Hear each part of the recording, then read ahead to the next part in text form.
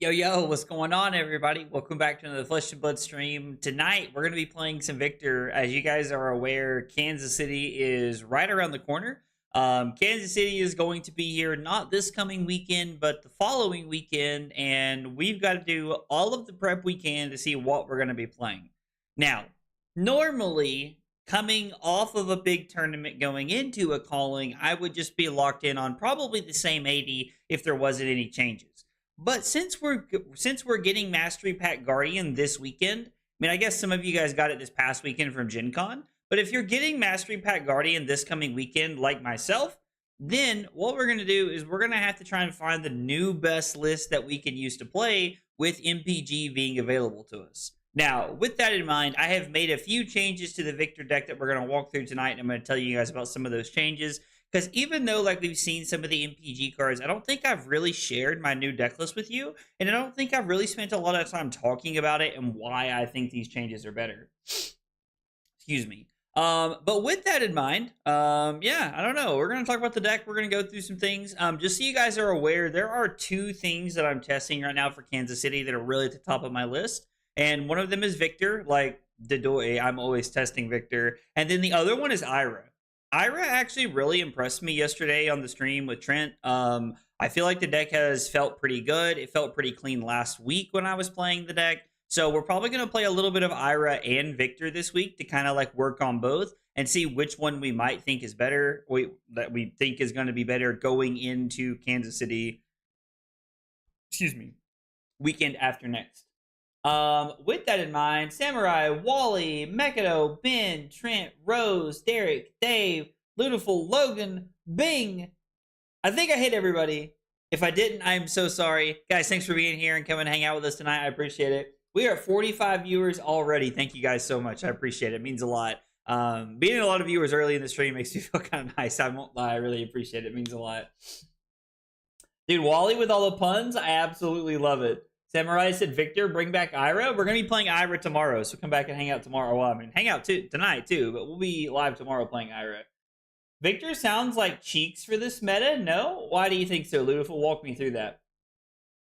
Victor is good, but that Guardian Mirror is going to be rough. If I'm being entirely honest, like, the Guardian Mirror, I kind of just expect myself to, this sounds, like, kind of arrogant, and I don't mean this to sound that way. But, like, I play so much Guardian that I feel very comfortable in the Guardian Mirror, and I've made some changes to make the Guardian Mirror better. Where are you getting your MPG? I actually don't have any yet. It doesn't come out till this coming weekend. If you were at Gen Con, you had access to it this past weekend. But MPG is actually released this weekend, and so I'm going to hopefully be buying some of it this weekend, will be the idea. Hey, Bing, what's up, dude? Rose, what's going on? Trent, what's up, dude? Kansas City is tempting, not gonna lie. The flight was so cheap for me that it was just basically it was just a no-brainer for me to be able to go. He means it to sound that way. Oh, I like Ira, but the more I see her against good gravies, I'm not certain that she is that much above 50% in the matchup. I am genuinely convinced that is Gravy Bones' worst matchup is Ira. Now, I haven't got to play a lot with the deck into Gravy Bones, but that's how I felt. That's... Oh, sorry, guys. Been a long day. That was the idea that I got from talking to Aaron about it, and that's just kind of like the info that I've gathered just from chatting with people about it. Martin, what's up, dude? How are you, brother?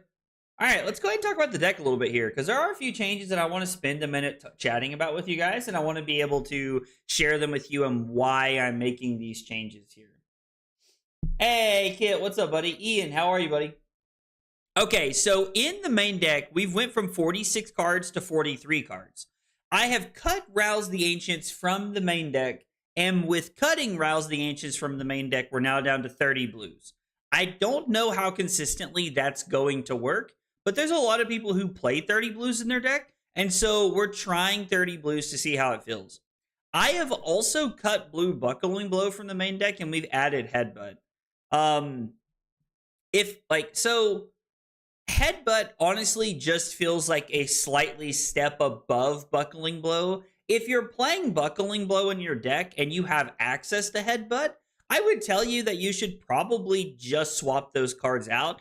unless you're like on Buckling Blow and Jarl as a specific way to try to get your hero ability turned on, it honestly just seems like Headbutt is just a slightly better option. Now, it is a Majestic, and like Kansas City is going to be like close to opening weekend or the week after. So if you don't have access to it, Blue Buckling Blow is going to be just fine, but Headbutt is a small step above it. All right. With that in mind, we're going to go ahead and take a look at the rest of our sideboard here. Hang on just a second. Trying to make note of things as I go through the stream. Hang on, I got to write this down. Try to make note of things because I'll talk about this later, but I'm just trying to make note of things as I go through the stream. Hey, Ben, let's go, dude, with 23 months of big support on YouTube, dude. Almost 2 years, bro. Ben said, And if you guys know Ben, which you may or may not, that is some classic Ben shit right there. So, Ben, dude, thank you for the 23 months, Ben. I really appreciate it, man. Ben, I hope you're going to be around later. I feel like I haven't got to talk to anybody in friendship in a while, and I'm hoping to get to hang out with everybody tonight. I am. I'm doing well. I'm doing well. Thank you. I just find that she tries the mid-range gravy, and he just does more value by far. That's fair. I can see that. I can see that. Hey, Christian, what's up, buddy? The sound effects is going to get someone in trouble someday. Wait, what? The sound effect is going to get someone in trouble someday? Dude, what are you talking about, Keshkar? Hey, Josh, what's up, buddy? Doesn't feel like 2 years. I will be around. Nice. That's what I'm talking about. Good. I'm glad. But it's not his worst, but it's definitely a bad one in the meta right now. Wait, what? I'm so confused. Oh, I bought the digital version and made my own binder. Haven't been able to use the reflection portion yet, but it's pretty nice. Dude, that's awesome, man. I'm glad that you were able to get the digital version of the codex journal. It's awesome that there's like a physical and a digital version. Oh, the sub alert? Yeah. When somebody like becomes a member on YouTube or subscribes on Twitch, dude, I love that so much. I love that noise, dude. Like that came from like, hey. That's actually like, and I know that this is not surprising, but that's me. We were playing Fortnite and Carly clutched the shit out of a 1v4 at the end of the game and we won, and I lost my mind like that is like where that comes from. I think I still have the clip saved on my Twitch somewhere. Also, by the way, Electrum with 13 months. Dude, let's go, Electrum with 13 months of Prime support. Thank you so much, man. I appreciate it. My man said, what up, brother? Dude, how are you, man? Yeah, dude, Electrum coming in with a clutch timing, giving me the chance to explain it and talk about it. Nothing like having it on the big stage, right? That's exactly what we want to see, dude. I appreciate that.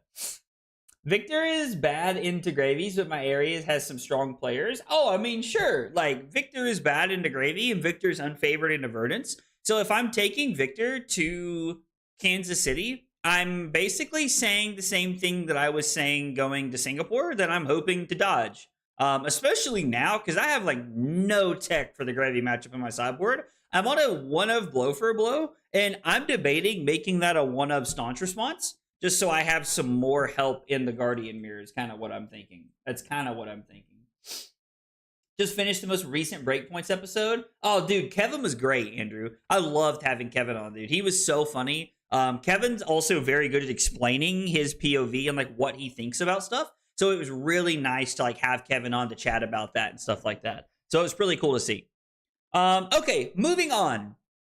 So taking a look at our sideboard here, we have 31 cards in our sideboard. Now, I do think that Rouse the Ancients is too important to not have right now. So I currently have Rouse the Ancients in the sideboard because honestly, I don't think 33 blues is necessarily... It's so hard for me to talk over this noise, although I'm not complaining. Let's go Carly with 23 months of big support on YouTube. Her and Ben are always like fighting to get it, like who comes up first like that. Carly, baby, thank you so much for the 23 wonderful months of big support and a wonderful lifetime of marriage. Thank you, my love. I appreciate it.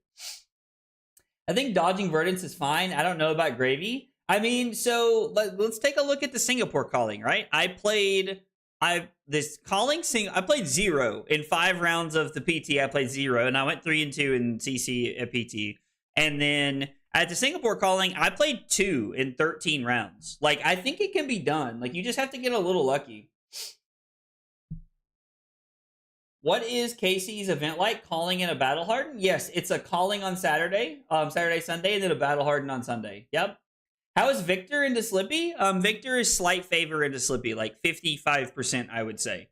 The same way I feel about a lot of Victor's aggro deck matchups. Like, you're slightly favored. Oh, so anyway, Rousey Ancient in the sideboard because you need to go again, and sometimes the extra blue doesn't hurt. I like having this card in the Guardian Mirror. I like having this card against Verdance. I like having this card against Gravy Bones. Like, there's a lot of like cards that like decks that I like to have Rousey Ancients against, and so for that, I think it's a good sideboard slot that I'm looking at here. We are on 3 Zealous Belting. I'm on 1 Midas Touch to prevent the loop from Prism. I might just be cutting Midas Touch and like playing 2 Blow for a Blow and just hoping that I don't play a Prism in Kansas City. I know that Prism is still pretty popular and there's a lot of good players who are piloting her right now, but I think I have a higher chance of playing into Gravy Bones than I do into Prism. So we might run a couple of like Blow for a Blows in the sideboard and like see if that helps our Gravy plan at all. Choke Slam, Crush the Weak are just like staple cards in the sideboard. So is E-Strike and Pummel. Like, I really feel like we don't need a lot of like time to really like sit and chat about like these kind of like all these cards here. The one thing I will say about Pummel is that I'm on a 3rd Pummel in the sideboard because I bring it in specific matchups where I'm trying to just run them over. I really like Pummel, the 3rd Pummel into Verdance. I really like the 3rd Pummel into anything that we're just trying to absolutely obliterate and we need all the extra power we can get. Anytime we play the 3rd Pummel, we are on Tunic as well, so that's something to keep in mind. Trounce is just a great sideboard card. Like, so we have a lot of really, we just have a lot of really good, like, tech sideboard cards here, I guess, that, like, slot in specific matchups. I will say the one cool thing about, like, bringing Rousey Ancients to the sideboard and adding Test of Iron Grip to the deck is that I have not really, it's not really warped my sideboarding plan too much. We're just kind of like bringing these in over like certain cards, like when we're like boarding things in. Like originally I was playing like Pummels in like aggro matchups, and now like I'm just not on them and stuff like that. So I'm on Test of Iron Grip is kind of what we're doing here. If you get matched into a gravy, just concede and go buy some KFC gravy. Just drown yourself in gravy. I mean, Dave, that might be the better plan. Maybe instead of losing to Gravy Bones, if I just, like pour like, gravy on myself in the parking lot, I'll feel better about the whole thing. Who knows? All right. So this is a card that, Catchcard just said that this seems busted AF. And we're gonna spend a minute talking about this card because this card has a lot of upside, but a lot of downside to it as well. I'm just going to start off by saying this alone. Test of Iron Grip is a card that belongs in Victor and Victor alone. I say that with a lot of confidence, having tested it inside of Valda with only 12 to 14 misses inside of the deck while playing this card. The ability to reclash off of Victor's hero ability makes it to where you should only be playing Test of Iron Grip inside of Victor. I said that, I stand by it. Like, I completely believe that. Test of Iron Grip only belongs in Victor. With that in mind, this card is absolutely broken. Like, I think this card is insane. This card is defensive pummel. That's like basically how you have to look at this card, is that you want to see this card as defensive pummel. And I think that lines up pretty well, and it makes a lot of sense, and it's a very good analogy, right? The downside of this card is that when you block with Test of Iron Grip and you miss, clashing costs you reclashing costs you a gold. Excuse me. On Trounce and Test of Strength, you get that gold back. You do not get that gold back with Test of Iron Grip. So there's a little bit of like this weird, you need to get pretty lucky with like hitting on Test of Iron Grip. Now, obviously, like if you clash and you hit like a thunk on Test of Iron Grip, it's just like, all day, every day. It's insane. But I do think that this card comes with some downside. And so honestly, we're going to spend the next like week and a half really like testing this to see how it feels in Victor. And this card, depending on how good or bad it feels, will probably determine if I'm going to end up on Ira or if I'm going to end up on this. So that's kind of where we're at. That's what's going on. But otherwise, this card's insane. Defensive Pummel is awesome. Love this card. Love this card. It fits into the deck very well. This is what we're playing tonight. This is what I've been working on. We're going to see how it feels. We'll probably work on the sideboard plan as we're going through some of our games tonight. I will be playing games in the open CCQ, so if you guys are playing games and you want to hang out and test some games into me, please jump in. Let's play. Hey, Chris, what's up, dude?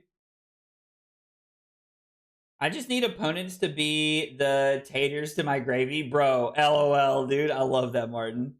The next pirate necromancer better be named Biscuits. That would be funny.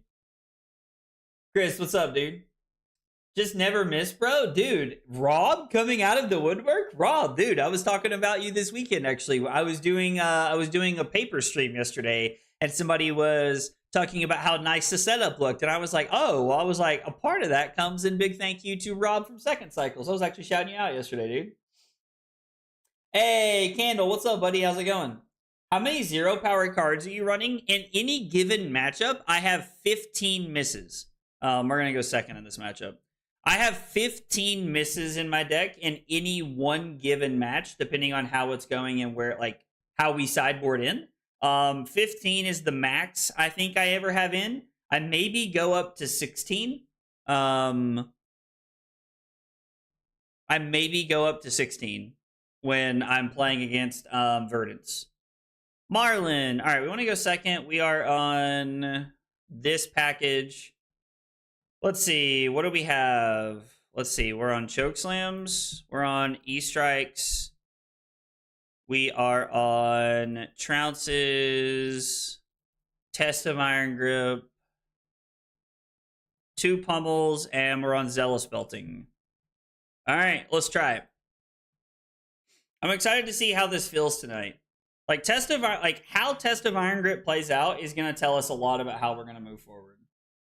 Why second into Marlynn? To be honest, I've not played the deck a lot, and like I think we just want to try and get aggressive, is the God's honest truth.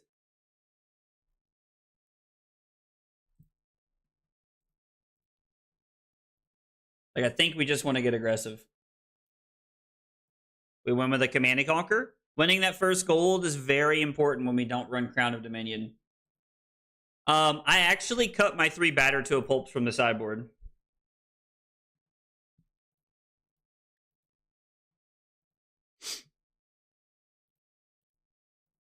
We're just going to go ahead and throw Command and Conquer because it lines up pretty well. We can try to force some cards out of our opponent's hand.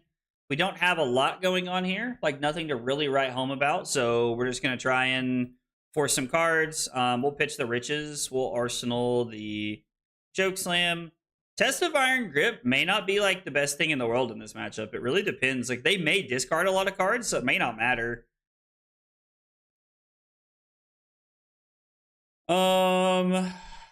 Tell you what, let's do it this way. So they discard a card. We draw into our Spinal Crush. Man, we are really getting a lot of reds here. I mean, to be fair, we're on 30 blues instead of 33. We've already seen 3 Clash cards. There are 9 Clash cards in the deck, which is kind of nice because it lines up well. Jam and peanut butter hand? Yo, is peanut butter like when we have some yellow sprinkled in there, Dave? Not much. Just got back from work, making dinner and consuming Talishar content. Yo, dude, that sounds like my typical day, bro. That sounds like my typical day. I'm here for that. I'm here for that. We'll pitch Spinal Crush first. There's all of our blues.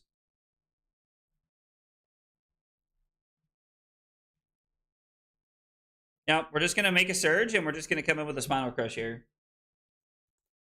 Dude, like, so Dave, I love your analogies for like how things fit in and like what things are doing what, like jam and peanut butter. I love your analogies for stuff like that, dude. Cracks me up every time, bro. I absolutely love it. We are going to Arsenal the Disable here. Ooh, pitching Eye of Ophidia, cool. Now with Clash of Bravado and the new cards. I mean, so Matt, it is if we're running those cards, right? Like, I agree, those cards are very good. And if we're running a card, they're absolutely insane. At King Shark Harpoon. So, I mean, we'll just let them take whatever they want here. It doesn't really matter, right? And we're just going to throw the Disable. Only forcing 1 card out of their hand with a Disable feels kind of bad, but it is what it is. But yeah, so like we could make Prism and Auto win, to be honest, if we wanted to, and like we were willing to like jam all those cards into our sideboard. But I don't really think that like jamming those cards into our sideboard is correct. Like I don't know that we're supposed to put a lot of those cards in our sideboard. They do have to get rid of one of their yellows. So I don't know. Like I don't really know if like we're supposed to have like Clash of Bravado and things like that in our sideboard. But you are right. Like we could just say like get wrecked, Prism, and like jam those into our sideboard if we wanted to. I just don't think we're supposed to. So Rob, those are actually on the way. I talked about those a little bit one stream, but I haven't like officially announced them yet. So I'm gonna hold off on a minute, but they are on the way to my house. Yes, you will be receiving a package in the mail for me. I'll have to ask for your address, but you will be receiving a package in the mail for me, brother. Did I get a game after this? Sure. Yeah, I'm just kind of like playing games and hanging out. They get to pick a card of their choice. So if we block with E-Strike, and they'll pick Command and Conquer or Chokeslam here. How my brain works for some reason. Yeah, Cranial Crush is kind of relevant in this matchup. Yeah, that makes sense, actually. Oh, you're talking about the new hero? How the new Bravo hero? Is that what you're talking about, Candle? I mean, I thought it was cool. I like watching the gameplay and stuff like that. Like, it seems cool and like fun to play in Blitz and stuff like that, but they won't pick the blue. They played Redfin Harpoon, so if they pick the blue, nothing happens. It has to meet the context of if it's red, I discard it. So if they pick the blue card, that's fine, nothing happens. So they could have, but it's very improbable that they picked that. Maracuja. Good question, though. Good question, buddy.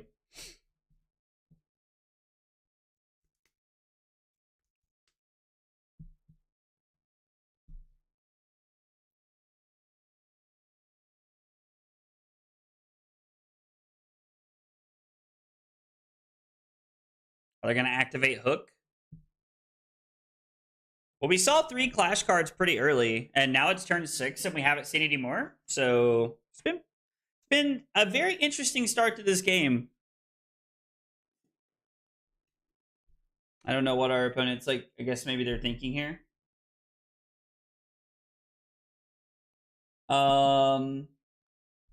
Blitz is not my jam though. I mean, I play Blitz for like skirmishes and stuff like that, but nothing crazy. Like when I need to play Blitz, I will, but Blitz is like fine in my opinion. Non-attack action, so we're just gonna take 9.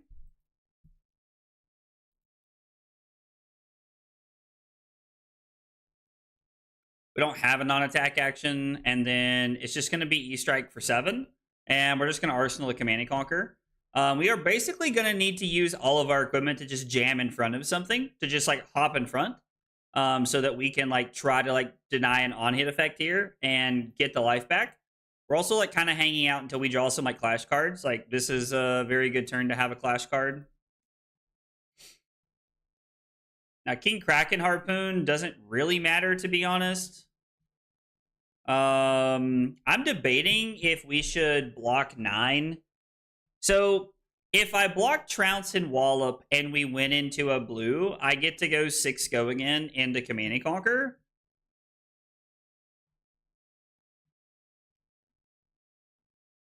I'm also debating if we should just block 9 and then try to throw Command and Conquer for 7.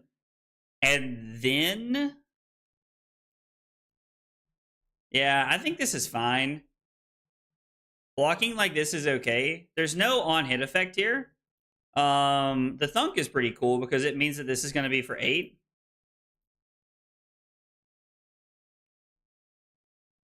Oh, we didn't let them draw cards, so it doesn't matter, I guess. It is what it is. So this is going to be 7 go again into 6. So this is still a 13-point swing here. I forgot that they didn't have an arsenal if we didn't take the hit like that, so it was like less relevant that way, but it's still fine, I think.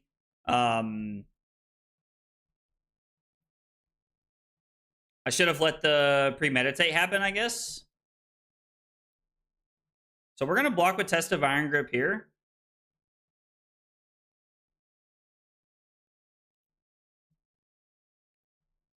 I'm going to target myself. Wow, that sucks. I mean, they also had a miss on top, so it's not the end of the world, but it's not great either. We have a pummel on top of our deck. Yeah, and so now they get to do the whole thing. That really sucks. It's going to be for 10. Oh, it's going to be for a lot more than that. It's going to be for 14? 13? Is this thing plus 3? It is. Okay. So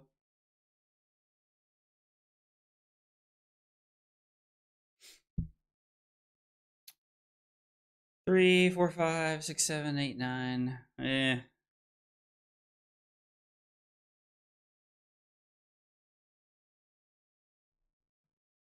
I mean, I guess we're going to block a little bit here. Like, we don't want to die with equipment in our hand, so we need to block a little bit.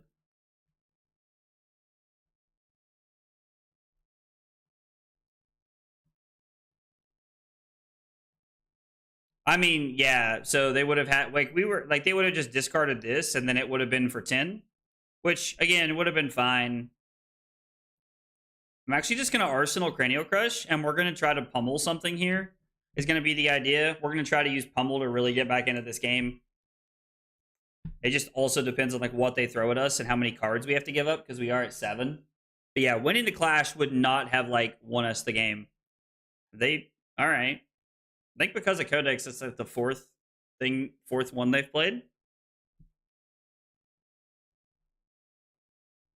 So right now, this is for 13 overpower on hit, still a gold. 3, 4, 5, 6, 7, 8, 9, 10, 11, 12, 13.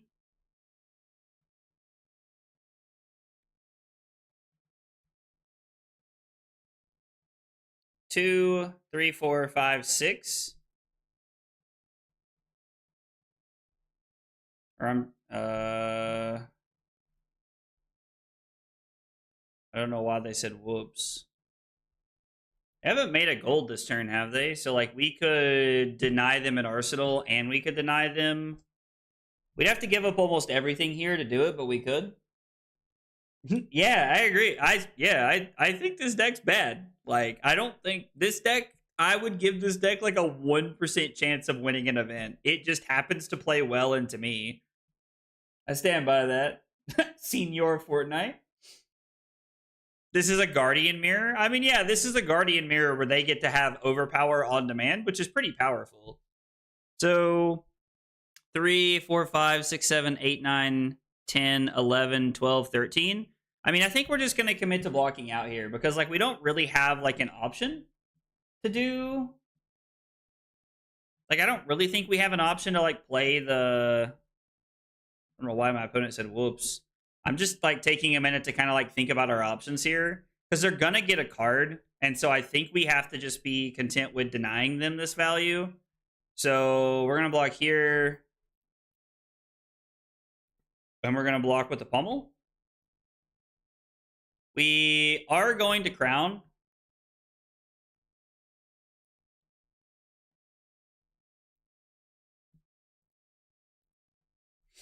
Just to cover this up. Now, this is not great. Like, we had to give up a lot just to be able to make that play.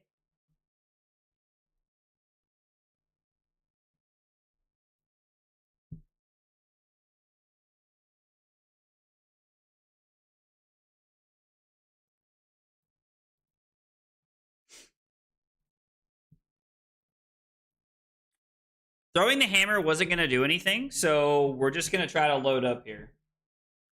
New boots make Marlynn even worse. What are the... Are you talking about the stack 'em up?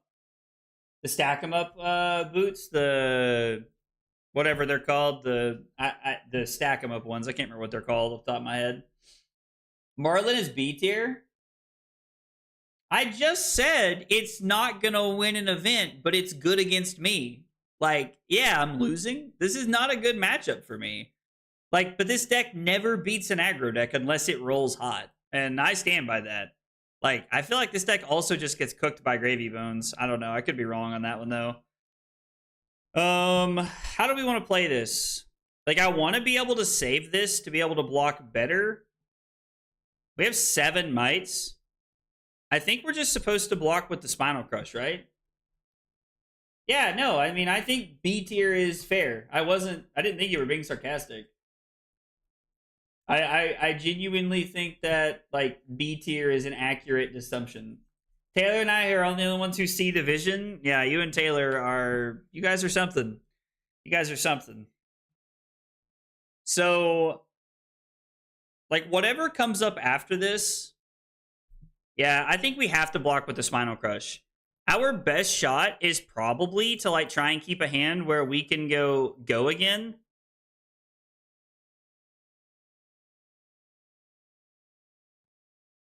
Where we could load, like, where we could end up with, like, Zealous Belting for, like, 12 into Hammer, maybe, or maybe into E-Strike.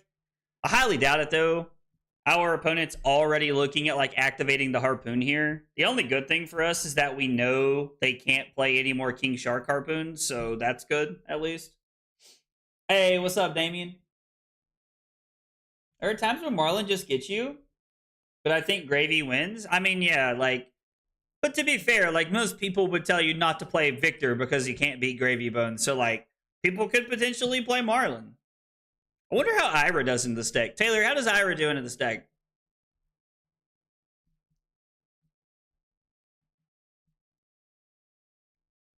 What doesn't work on Overpower, Vincent? Oh, okay, just kidding. So they are going to get the King Shark Harpoon. Well, they had 1 codex left, so...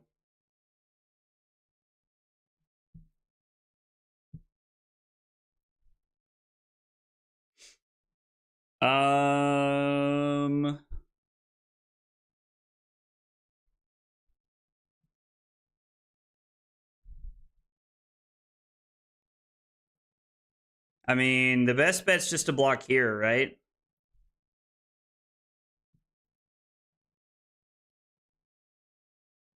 Hope we hit into a blue.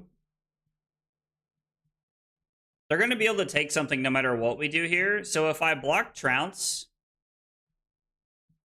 and Gauntlets and take 6-1, like, no matter what I win, I'm either forced into, like, cracking a bunch of gold, but I'm not really going to be able to make what I want happen. I don't think. So, I mean, if I hit into a red, it just feels so bad, right? Because, like, they take the blue and then, like, my turn's over, so I don't know that I can do that. Ah, man, there's just not really a great option here. I think we have to block as much as we can. I really don't want to put this on the bottom. Oh, okay, so we just lose. I mean, yeah, we had back-to-back. We had 2 clashes this game where we went crack into miss. So, yeah, now we're just super dead. It's unfortunate. I mean, at least they only have a blue arrow here that we know they can't, like, dominate. So, or, like, overpower, I mean. We could have cracked the gold, but, like, yeah. It's...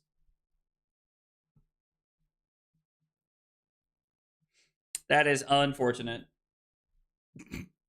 Marlyn skill gapped me by making me miss my clashes, right? Oh. I mean, we had 2 clashes this game where we had to reclash and then we lost both. So, yep, we're just gonna block 4 and then die. Good game, opponent. Good game. Oh well. Oh well. Having to reclash, so it's kind of funny because, like, I guess, like, if we count the test of Iron Grip, like, if I'm gonna stop and, like, if I'm gonna, like, try and take the emotion out of that game, and I'm gonna say that we lost that game because we reclashed twice, the first time we had to reclash was Test of Iron Grip, and we didn't discard a card, but neither did our opponent. So even though we lost that clash, we still basically just had a 4 block in our hand. And I think objectively, like, if we're saying nobody gets punished from that, then having Test of Iron Grip in our deck is basically like a sink below effect is okay. I think that's okay, but it still feels bad to lose that, knowing that they were able to stack on 3 extra points on top of that. Like we weren't able to use that as like a tempo decider. Now losing the trounce at the end of the game did hurt really bad. Because like if we had hit a blue on top, we would have been in a good spot. But yeah, that was unfortunate. That was unfortunate. But I think that like objectively speaking, I don't think losing that first clash cost us that much value. It sucks, but it was essentially worth 3 points both ways. Because we didn't lose any value from our hand, but we stopped them from having 3 points of value that we could have taken away from them. So we played against Marlynn. We went second. We did lose. Lost trounce late, which would have allowed us to throw. Let's see, which would have allowed us to throw 11 at op. I guess we would have just we would have thrown the zealous belting, because it would have been for, we might have tried to crack a bunch of gold and force multiple cards from our opponent's hand to try and force 2 cards there. Losing Test of Iron Grip early didn't make us discard, so it blocked 4 is all it did. Op through 5 King Shark Harpoons over the game. King Shark Harpoon is the best card in their deck against us and against a lot of decks, honestly. And the fact that like they were able to throw an extra one us there was kind of backbreaking. I know Iwa asked about playing a game. Iwa, I hope I'm saying that right. That Marlynn just wanted it more. I mean, yeah, no, I agree. 4 block is still great, but even the discard wouldn't have been as impactful, I think. I mean, it's 3 points, right? So instead of my card being a 4-point swing, it's a 7-point swing.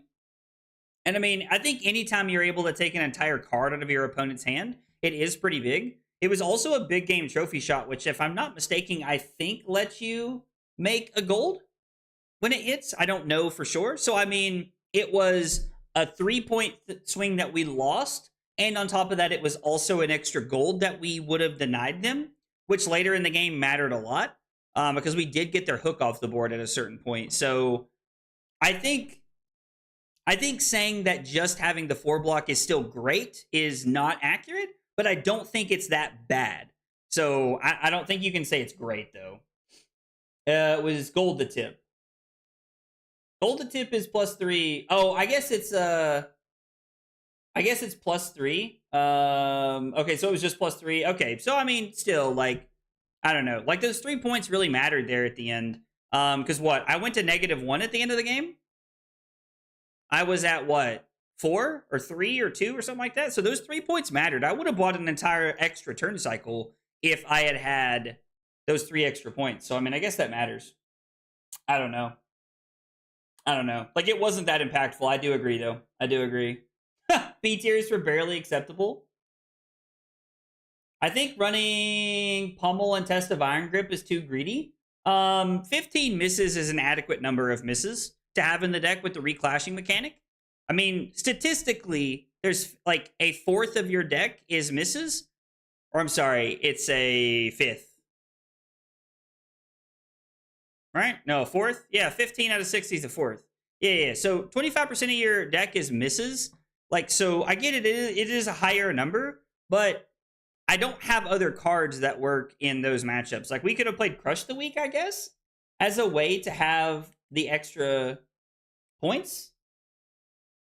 I don't know. Like, maybe Crush the Week is better in that matchup because it takes us to, like, we go down to 13 misses, maybe? I don't know. Also, I just missed it. Jack, dude, thank you so much for the 9 months of Tier 1 support. Jack, thank you so much, man. I appreciate it. Was good to see you the other day. Definitely going to pick up a codex journal soon. Dude, Jack, let's go, man. That's awesome. I'm glad I got to see you too, buddy. It's like, it was nice to get to hang out the Boo Post. I was like, I enjoy getting to hang out with everybody today. It's awesome.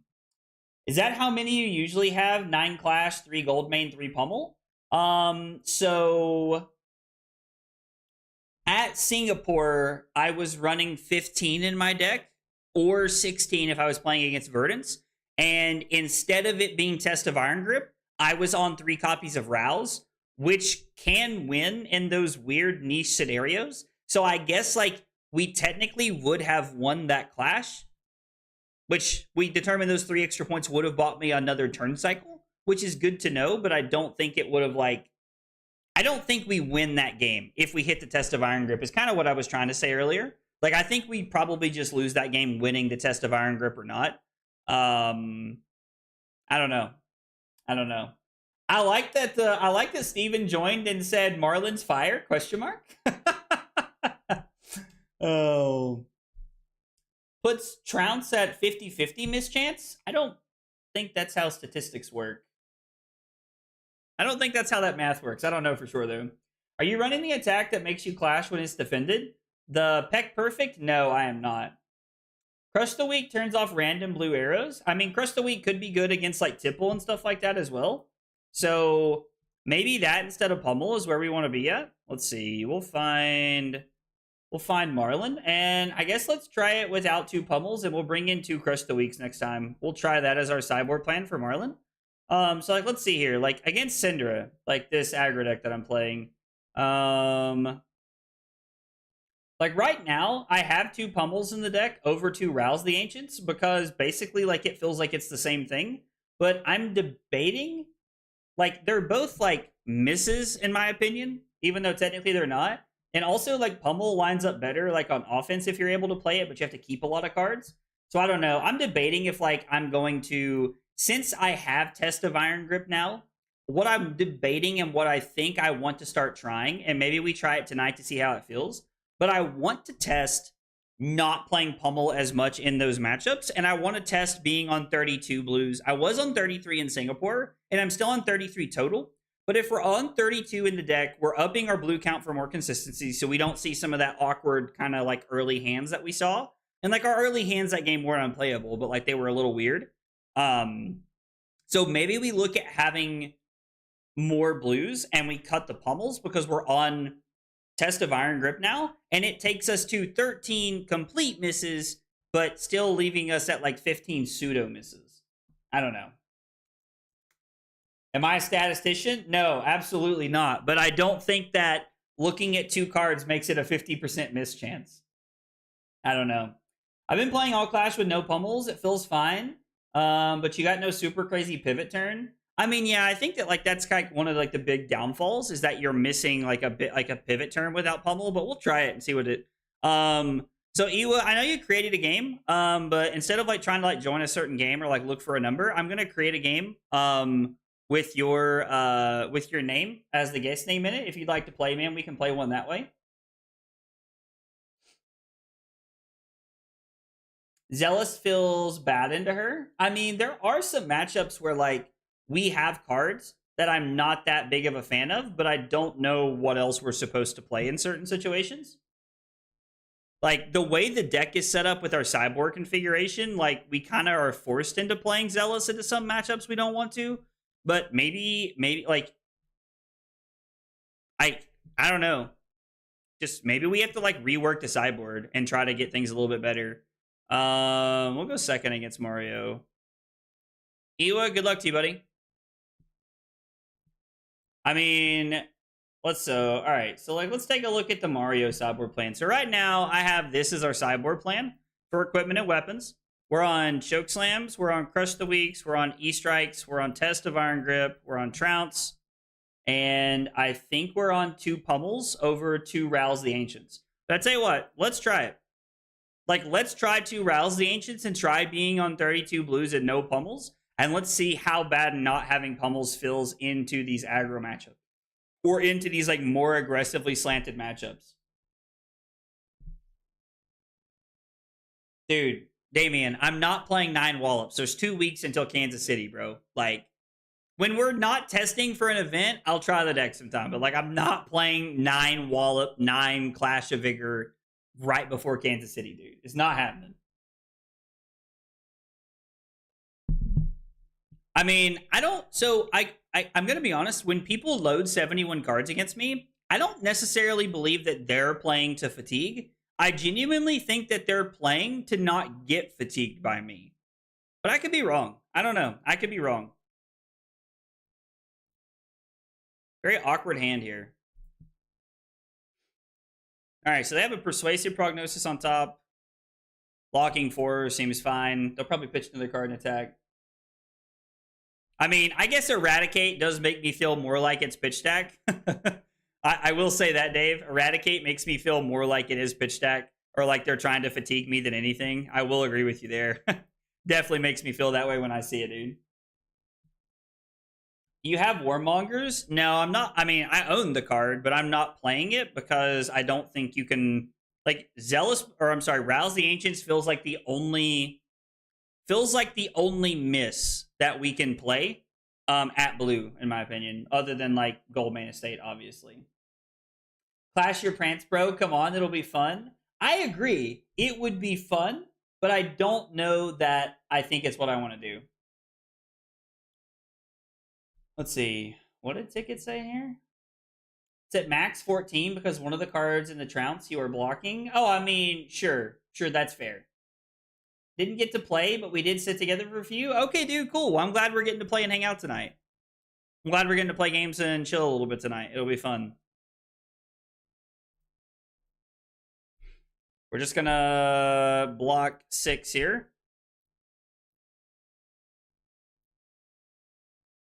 We're just going to throw another Command and Conquer, force a couple cards out of our opponent's hand here. We have traded the whole 5 cards and 5 cards thing. We're going to have to get a little aggressive here if we want to try and start taking cards out of our opponent's hand. We are going to rely on some of our Clash cards to really make that happen for us. Worth noting, this would be a pummel right here. Like, we're going to keep track of this all night tonight and see how it feels, because I want to keep track of how it all feels as we're playing through the night. I mean, I'm pretty okay taking 2 and just playing out my Rouse the Ancients here. I would probably make a different play if this were pummel. Like, we'd make a Surge, play Golden Sun, and play the pummel here more than likely. But this works out because we get to go 7 into 10. So the blue is already looking a little bit better here, in my opinion.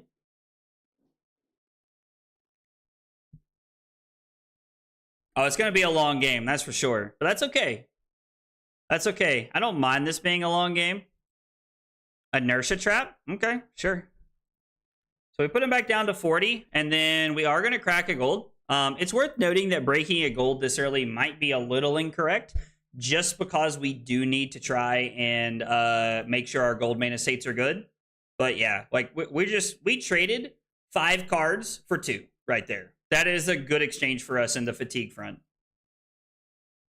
I'm going to pitch this to try and set up. We'll play Cranial Crush and Arsenal to crush the week here. I just want to dump my hand, honestly. Yo, let's go. Damons, thank you so much for the Prime support on Twitch. I appreciate that a whole bunch. Thank you so much. Guys, I talk about this a little bit and I try to be more vocal about it, but if you have Amazon Prime, that means you have access to a free Prime sub on Twitch every month.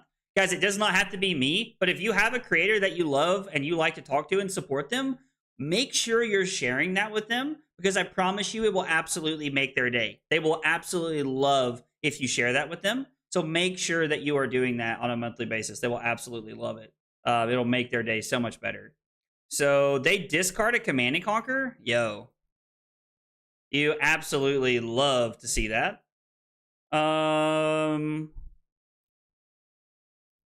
We're just going to heave this Thunderquake, I think. So we have the ability to throw Crush the Week and then just heave the Thunderquake here and like kind of like set up face up is pretty good here. Yeah, hitting a hitting that Command and Conquer is awesome. Test of Iron Grip shines against assassins, and it shines against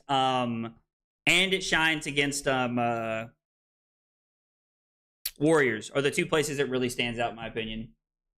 I see contract that isn't surgical. Instant respect. Okay, dude, let's go. Are they on contract cards?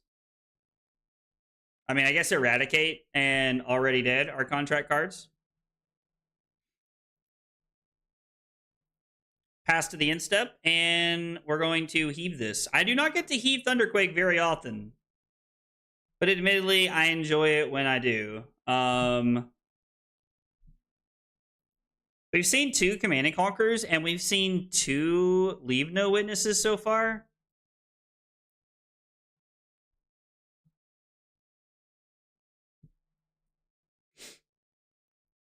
Pretty tempted to just like try and intellect penalty the test of strength here, depending on how they play this.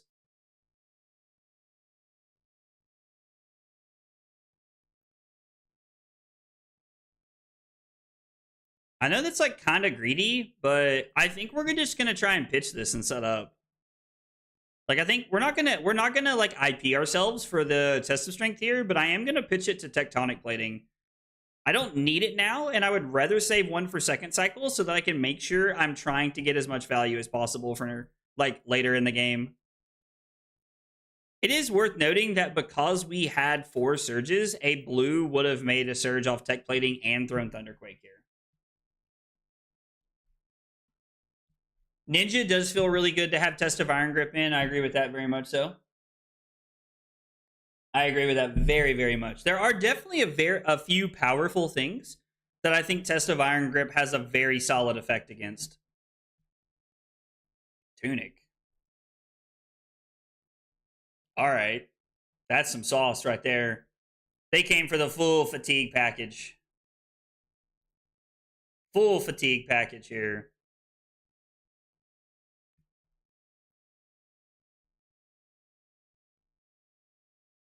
How many Tests of Iron Grips have we seen? 1? Well, we're getting to the point to where like we kind of need to like, you know what? Let's just do this. Let's throw Spinal Crush and just Arsenal Crush the week. I think that's fine. I was debating keeping this in my hand, but I need to like just stop like, this is going to sound weird. I need to stop thinking so much. So we have 3 Trounces and a Test of Iron Grip we've not seen first cycle.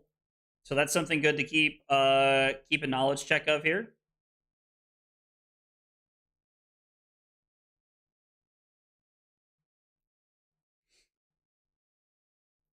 I will give myself an intellect penalty on the Test of Iron Grip at this point. Like, this is fine. This does not bother me. We're just going to throw Crush the Week, and we're going to Arsenal Rouse the Ancients here. You will notice we are winning the card battle. We are down cards because they loaded 71 into us, but we are winning the getting more cards out of their deck battle right now, which is okay because we have all of our equipment and we're just going to continue to do that. Okay, so they cover 7. We don't lose the inertia, and then hopefully we can use Test of Iron Grip to like try and slow them down and play the Rouse this turn.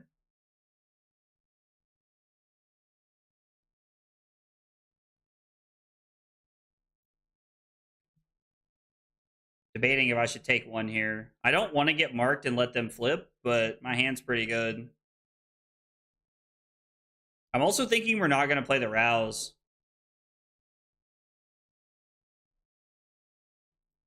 Yeah, I don't think we're going to play the Rouse this turn cycle. I think I'm just going to let myself get marked.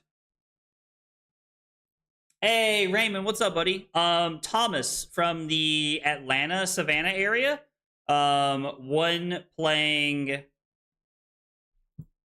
Verdance. It was Verdance versus Slippy in the finals. We get a Shelter from their hand. I mean, we're getting pretty good value here, to be honest. They are going to get to flip, which scares me a little bit. Trapdoor. Okay. I mean, that's fine with me. They flip into Trapdoor. We've done a good job of not getting marked so far, but that's fine. Coercive tendency is going to be something we have to be a little scared of. Yo, Simper, what's up, dude? Their deck may not care about us being marked. That's also very possible. I don't think it's super likely, but it's possible. Like, most of the time, these decks care about us being marked in some capacity. I mean, yeah, I'll just throw Spinal Crush. This is fine. We'll set up 4 mites for next turn. Hey, Billy, what's up, dude? Billy, I hate that you had to miss it, brother. How did the move go well, man? How's everything been? You get moved in and everything okay, buddy? How do I beat Verdance Ira? If you want the truth, if I have questions about how to play Ira, and I'm not saying that he's going to respond because I don't know like how Aaron responds to people he doesn't know. But Aaron on the card guys has been like a huge help for me as far as like making sure that like I like he's helped me with like, you know, learning how to beat decks and like how to play into them and this and that. And so like I think like if Aaron ever does any content on Ira, that would be your best place to learn how to I think that would be your best place to learn how to fix that matchup. He did beat a Verdance at the tournament. Aaron said I'm always lurking in the shadows. This guy, dude. He's always hanging out, dude. He's always hanging out. Aaron, I believe, beat the Verdance that won the whole thing in Swiss, if I remember. I think Aaron went 5-0 in Swiss, if I remember correctly. Is that correct, Aaron? Still searching for a local fab scene. Closest one I found so far is 2 hours away. Ooh, 2 hours is brutal, dude. 2 hours is absolutely brutal, Billy. I'm sorry to hear that, brother. I am sorry to hear that, man. I was like, are we actually playing the Crust of the Week this time? Yeah, Aaron played Ira. I think he was on Whirling Mist Blossom as the headpiece, if I remember correctly, at the tournament. And he ended up beating in the Swiss.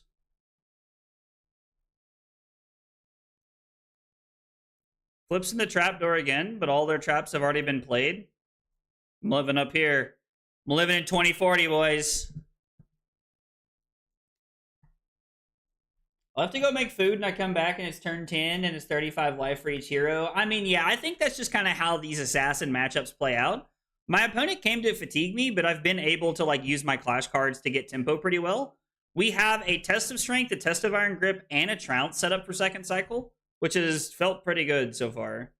I really wish we had a Surge. I would throw this instead of the Golden Sun.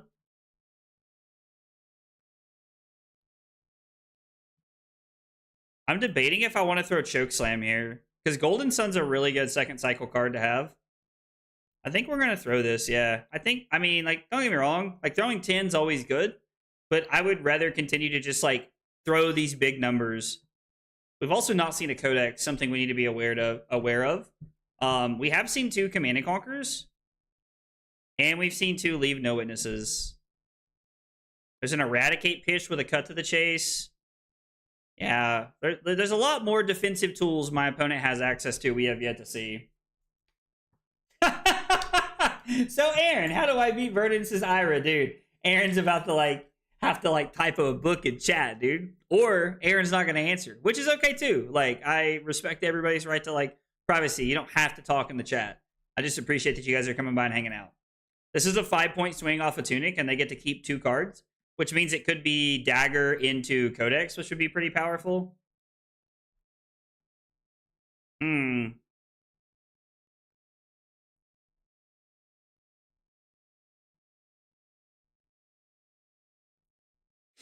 So if I was to block E-Strike and Aura Mages here, I could throw Chokeslam, Arsenal, Spinal Crush.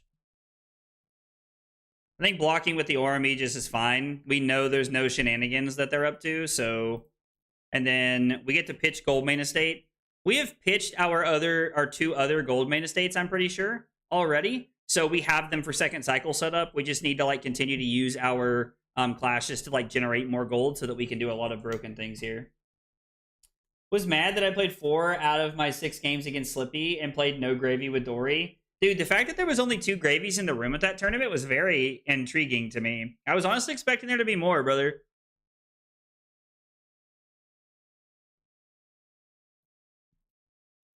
I was expecting there to be more. So Spinal Crush could, like, put a little bit of a damper here on the Black Widow parade, but I think this is okay. We should have pitched enough cards now to be able to go Trounce, Debilitate, Golden Sun here. I don't want to derail the stream chat, but you can DM me on Discord. Yo, Aaron's a real G, just out here. Aaron, man of the people. You've only pitched 1 Goldmane so far? You've not seen one? I thought we played one earlier. Yeah, we played one. Yeah, we played one earlier in the game, so we have 2 left. This is the second one we pitched. We should be coming back up on pitch stack pretty soon here, which means we should be about 3 turns away from our first clash. These were our last 2 clashes. So if I'm not mistaken, it should be like turn 16 or 17 when we get back to our... Blocking with Whispers there was wrong. I mean, I don't know. I'm assuming. Maybe I'm crazy.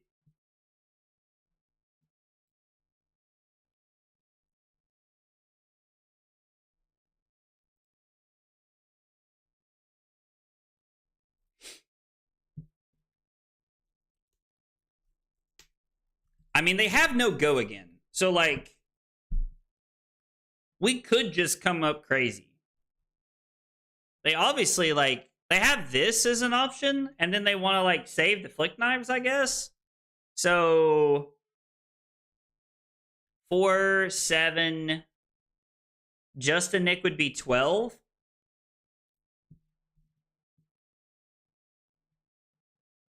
We're going to block like this and see what they do.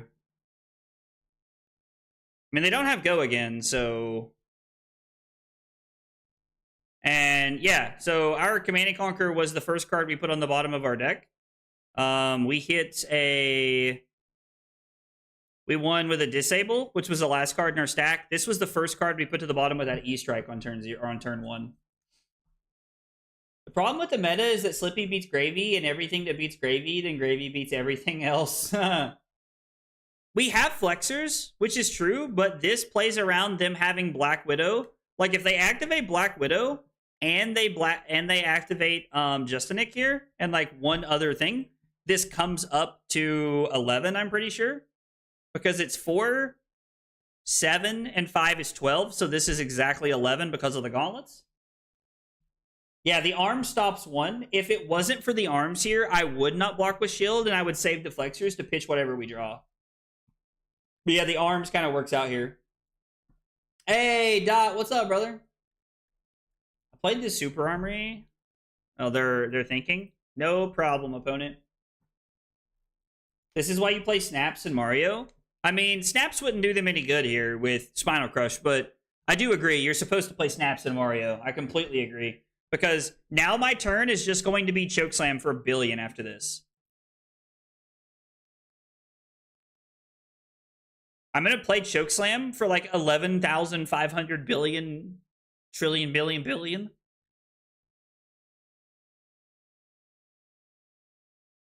Just discarding Shelter to clear cards out of your hand in a matchup where you're actually trying to fatigue me is a very interesting choice.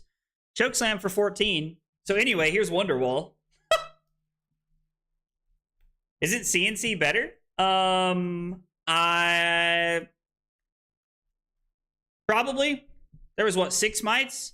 So they could have just blocked out the CNC. I mean, it might have been better.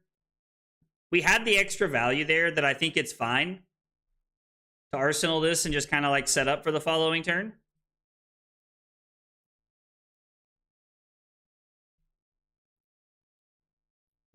We've played both of our rouses, right? Yeah. I know the first one, Pummel, would have been kind of the same thing. We would have been able to arsenal. So it was, we threw 17 versus throwing 14 with a Pummel effect on the Golden Sun. So we actually threw less damage that turn. So maybe having Rouse in is just better.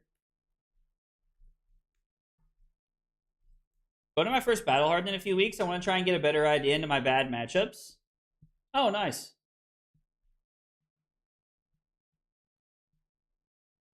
And I mean, it's also very possible that they just had multiple defense reactions in that hand, and we could have gotten one of them. Okay, so we did get a Justinic. Like, confirm they have a Justinic here. I'm just going to Arsenal the Headbutt here. There's Rich as a triple Donnie. Since we have 2 gold main estates left in our deck, which I'm pretty sure we do. No, we have 1 gold main estate left in our deck. I'm sorry, we played the other 2. I'm probably just going to, like...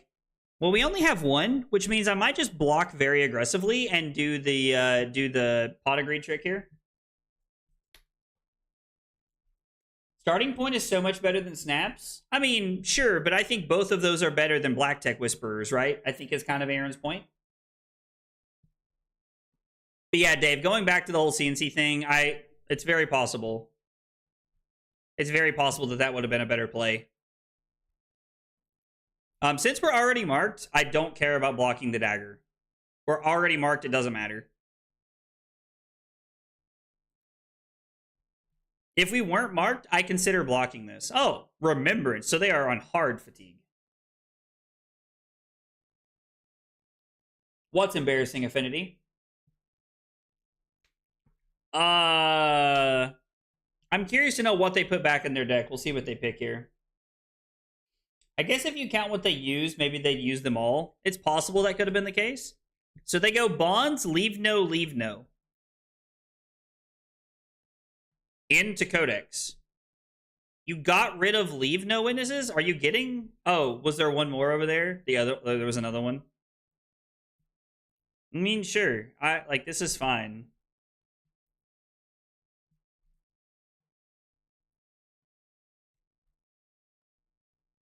So they have 23 versus our 24 currently, and we're up 16 life, which means we're just super far ahead. I think I'm just going to try and draw 2 blues. Well, I think one of them is going to be a clash card, though. Hopefully I'm wrong. Oh, nice. You love to see it. We'll just throw a dominate here. We'll wait for the headbutt another time. They're going to give up Mask of Deceit at a certain point, and this headbutt's going to be for 7. We're living in 2040 this game. Have you looked into Valda at all? I've actually been testing Valda for Kansas City, Rob. I've actually been testing Valda. Chris and I, one of my buddies, Chris, have been testing Valda for Kansas City. Something I'm like, I mean, we might stream that one night this week just because I think Valda's fun. But I don't know. It's +3 and go again. Okay. But I don't know if I would rather play that or Victor. Assassins getting smacked always makes me smile. Me too, brother. Me too. Hey, we have 2 clashes here.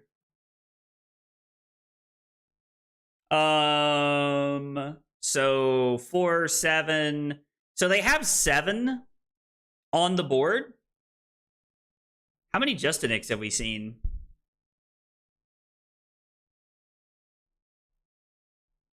One? So if I block 4, 7, 10 with the wallop, did I give up on Ira? No, absolutely not. I did not give up on Ira. Ira, Victor, and Valder are the... Ira, Victor, and Valder? Oh my god. Ira, Victor, and Valda are the 3 decks I'm testing for Kansas City. Okay, so just a Nick and the Bonds effect by itself is 4, 9. So this would be 12.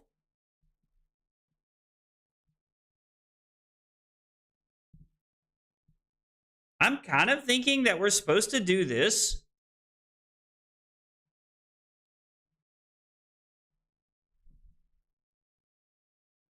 Do this.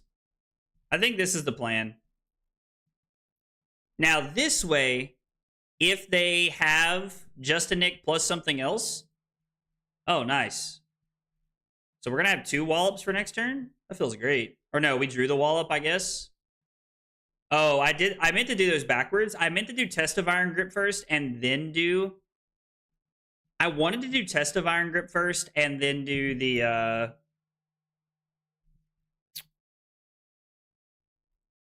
And then do the Test of Strength. I did those backwards. I haven't tried Edge Ira. I've just been playing Kodachis because I like Kodachis. I saw you got to meet Jacob Bertrand. Dude, so I have to tell you guys, I haven't really got to talk about this with anybody yet, but I did get to meet Hawk from Cobra Kai, or Jacob Bertrand is like his actual name, but I call him Hawk. I got to meet Hawk from Cobra Kai, which was really cool for me. The last day in Singapore, as I'm like kind of like getting some cards and like just walking around talking to people, they're recording like free floating, like they were recording a video. And as they're walking up, I'm just standing there like a 3-year-old, like staring at Hawk as he's walking by. And he was kind enough to stop and talk to me. So it was really cool that he was nice enough to stop and talk to me, and we were able to chat. It was really nice. I really enjoyed getting to talk to Hawk. He's really cool and really nice. Did a Hawk sound happen when you met him IRL? No, but dude, that would have been baller. I would have loved that. You have no idea how happy that would have made me, Dave. She can feel like Guardian Vincent sometimes. She's pretty cool. I hate Valda so much as gravy. Why do you hate Valda as gravy, Rose? Talk to me about that. Like, genuinely, as somebody looking to test, I'm curious. Oh, we didn't get the crush. Yeah, they blocked 3. Never mind. Never mind. Ignore me. 3 floating, Hawk. Dude, so when I was talking to Jacob, we were laughing because I told him, I was like, dude, I've been watching you since, like, you were on YouTube, like, YouTube Premium. Like, when they first had the, like, YouTube Premium, that was when, like, I was watching Cobra Kai back in the day. So I've been watching Cobra Kai for a long time.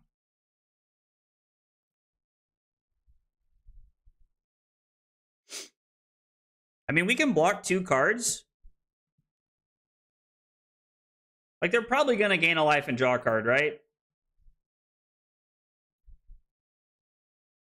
They have a pump. They have a pump. The question is it just a Nick?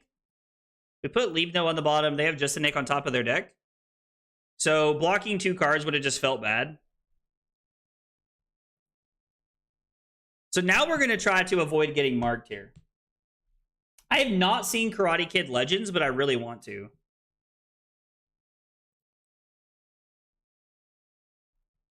I did not watch Karate Kid Legends, but I really want to. I still have fears of the Valda that got 13 surges on me. Dude, was that Annabelle? Valda versus Gravy can be very swinging in either direction. New boots help a ton for not losing compass. Okay.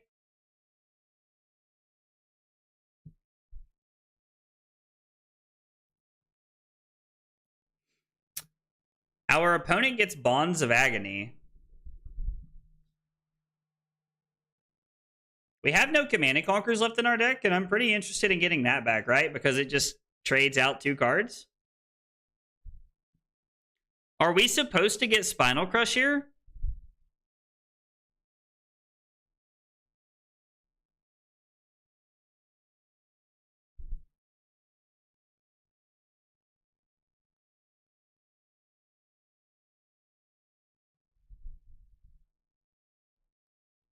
We'll discard a Thunderquake, I guess.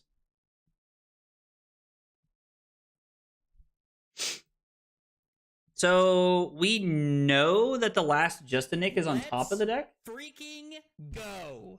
You love to see. I mean, we could lose Golden Sun to Bonds here. It's possible we should have discarded it. Hey, Nixborn. Thank you. Yeah, Nixborn. Thank you so much for the follow on Twitch. I appreciate that a whole bunch. Guys, if you're here for the first time or you're new to the channel, we got 3 questions we ask everybody when they're new, and they are, what's your name? What got you into Flesh and Blood? And what are your favorite hot dog toppings? Also, if you're here for the first time, make sure you like, follow, subscribe. All those free buttons in front of you, click them. It helps me out a bunch. I'd appreciate it. We're going to be lazy and sort. The last Just a Nick is on top. There's probably like a 3 buff in hand is what I'm guessing. Okay. Let's go. You love to see it. Hey, Damons, thank you for the follow on Twitch as well. If I block 6...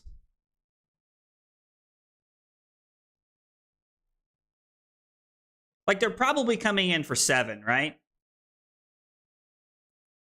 So if we block 7 like this, I have the ability to throw this Spinal Crush for 9.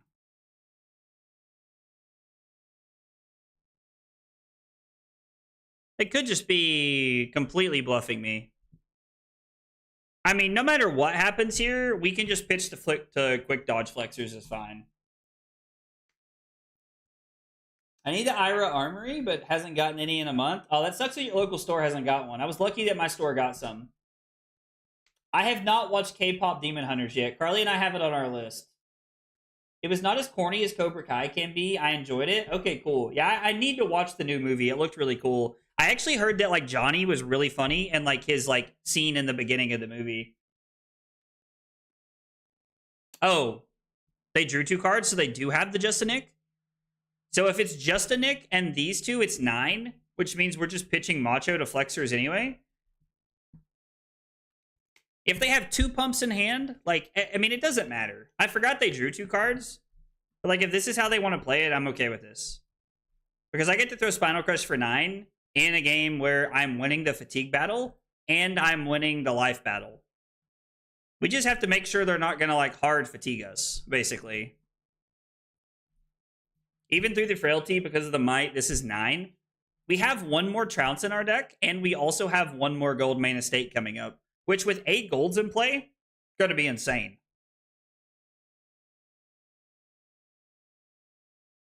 I don't know. A lot of times people on TCG players sell them for much higher than the actual MSRP, so I doubt they're 40 bucks.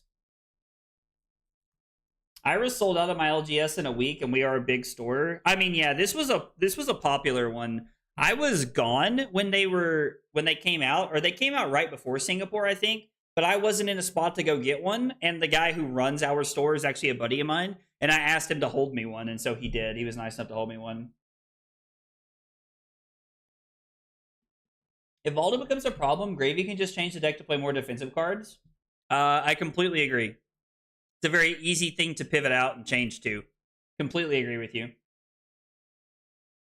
I'm Matt. My TCG of choice turned into Fortnite.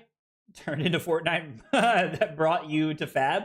Just mustard on hot dogs and nothing else. All right, well, dude. Well, Matt, it sounds like it's an unfortunate circumstance that took you to where you're at with, you know, your last card game. So I hate to hear that. But I'm glad that you're here with us, and I'm glad you're hanging out. Thanks for being here and chilling, man. It means a lot. Welcome to the channel, and welcome to Flesh and Blood.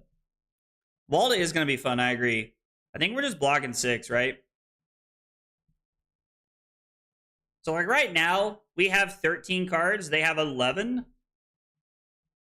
I think this is fine. They have a Command and Conquer on top.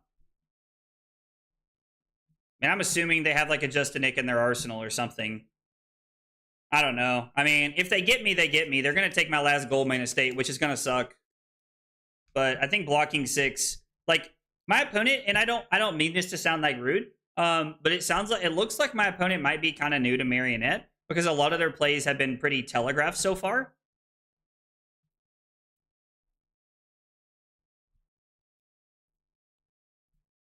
All right, so we have 10 mites for next turn, and we're coming in for 11 right here. This is insane. Volda also makes me very happy Chum exists. Oh, I've heard that the Chum Volda dance back and forth is very interesting.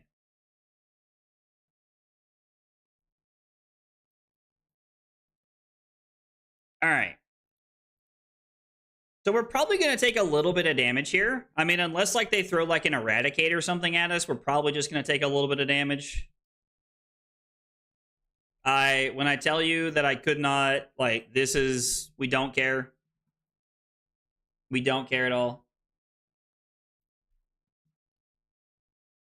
Hey, what's up, Thomas? Yes, I am very focused on my life total right now.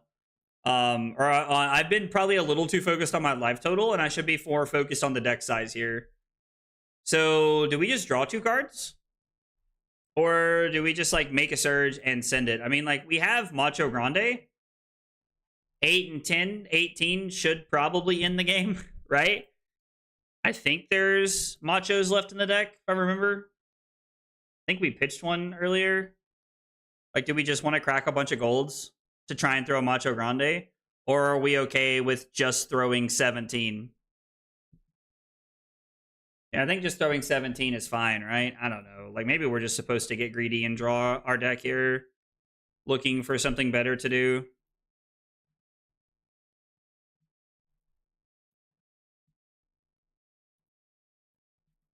Like, it feels like we should try to end the game if we can. Because I don't know that they have any defense reactions. Block with Tunic, Flick, and a card from hand is 5. You take 13. If they have a defense reaction, they get to live, which sucks. They're not even blocking with Tunic, so they clearly have 1 left. Oh, they have a Sigil. Okay. So yeah, that's like, you go to 1 still. Sure. If you don't have something else.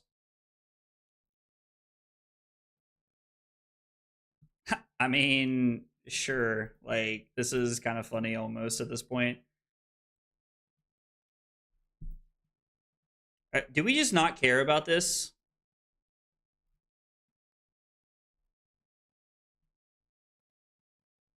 Like, do I even care about this? I do not have Remembrance in my sideboard. I do not have Remembrance in my sideboard. I mean, there's 2 Wallops in our deck. Like, they could take some, like, blues out of our deck, but I don't think it matters here. I mean, yeah, we can pitch the Macho to Flexors. I mean, I don't know. They could crown the Macho. Like, the problem is that they would take multiple cards from our hand here.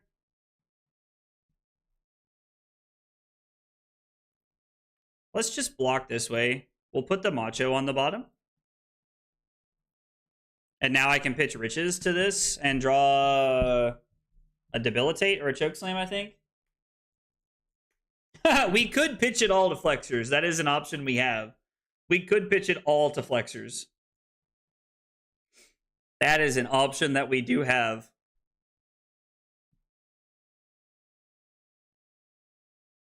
So they flick a dagger at us to put us to 30.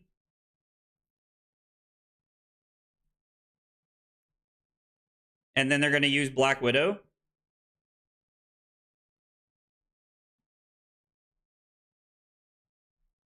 Do I care? Like, do we actually just pitch the whole thing to Flexors? Because we can do this as many times as we want, right? I mean, I guess we're actually just going to do this, which is, like, so hilarious to me.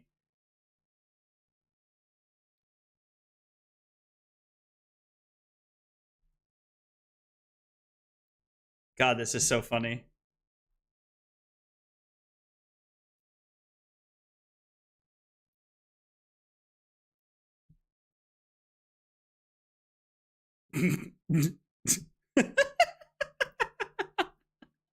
Oh, man. This is great, dude. When you put Quick Dodge Flexors on the stack, how many times is this? 12 times? When you put Quick Dodge Flexors on the stack 12 times to refuse your opponent's the satisfaction of Bonds of Agony this late in the game. Oh, man. Just as James White intended. I absolutely love that. Oh, we have to let all of this resolve, which is hilarious. God, this is so funny. Oh, man. Opponent's gonna feel so bad now. This is the greatest line in stream history. I'm so glad that there are 150 of you here to see this. I am so glad that there are. I mean, I guess they probably have a leave no witnesses we're gonna get got by right here, which feels bad. Oh, no?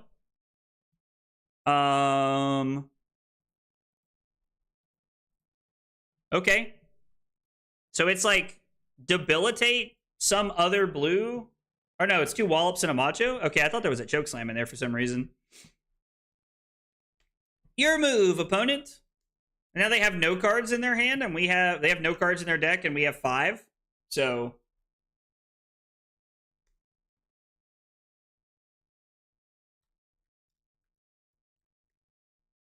honestly, you do love to see it. This might be like I think that's my favorite Flexors play I've ever made. That will definitely be making its way to YouTube Shorts here in a little bit.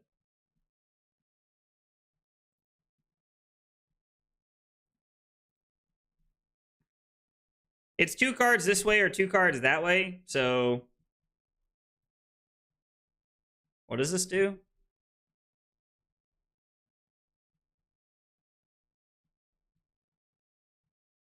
There's no red cards left. So, like, you can't complete a contract this way. I was like, yeah, like, we can't. So, just for frame of reference, coercive tendency, like, give something go again if you complete a contract. So, disable gets banished, and then on our turn, we crack this to draw a card. Then we pitch Riches with Triple Dawning to draw 2 cards, and then we throw Macho for 8 and end the game.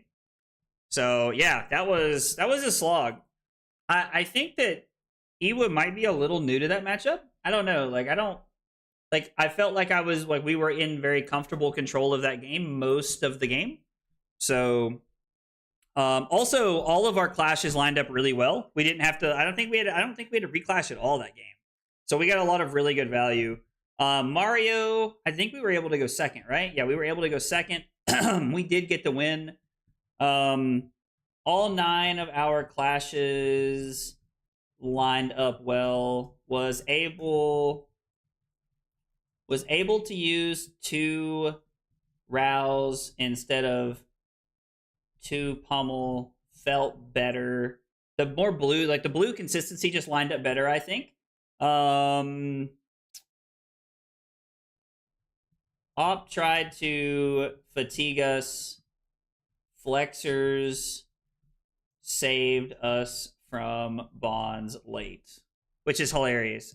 Dude, that Flexors line, I'm so glad y'all were here for that. I'm so glad everybody was here for that Flexors line, because I think that might be like one of the best. I think Taylor hit it. Like, best Flexors line ever used. Dude, Test of Iron Grip was really, really good. Both, like, it felt really, really good in this match. All right, so we're basically running the same thing here. So it's Chokeslam, Crush the Weak, E-Strike, 2 Rouse the Ancients, Test of Iron Grip, and 3 Trounces. I think if it feels better tonight, I'm going to go back and I'm going to update my sideboard so that we have 2 Rouses in most matchups instead of 2 Pummels. I think that's how we're going to look at updating that moving forward, but we'll see what happens. Hey, Sean, what's up, dude? Glad you had a good weekend. Sad you lost to Verdance. Dude, I appreciate it, man. I appreciate it. There was a chance we could have beat Thomas. Thomas made a small mistake late in the game after a long day of mental fatigue. And so there was a chance we were going to be able to win the game, but it just didn't pan out. So we're playing against Slippy. We are going first, which is unfortunate. Big Sag. We want to go second in this matchup. I think we're just gonna swing. I think we're just gonna swing the hammer here. Swing the old hammer for 4. Force a couple cards here. Guys, Stream Elements and Nightbots just pushed it. If you have not seen the latest episode of Breakpoints, make sure you check it out. Breakpoints is a podcast that I'm a part of with Taylor and Sam from the Card Guys. So make sure you check that out. ! Breakpoints in the chat. Or you can click the link that's hanging out in the chat right now. I feel like I missed so many chat messages that game. I'm very sorry, guys. I apologize if I did. Oh, we're just going to get a D-React here? Sure. Yep, makes sense. Makes sense.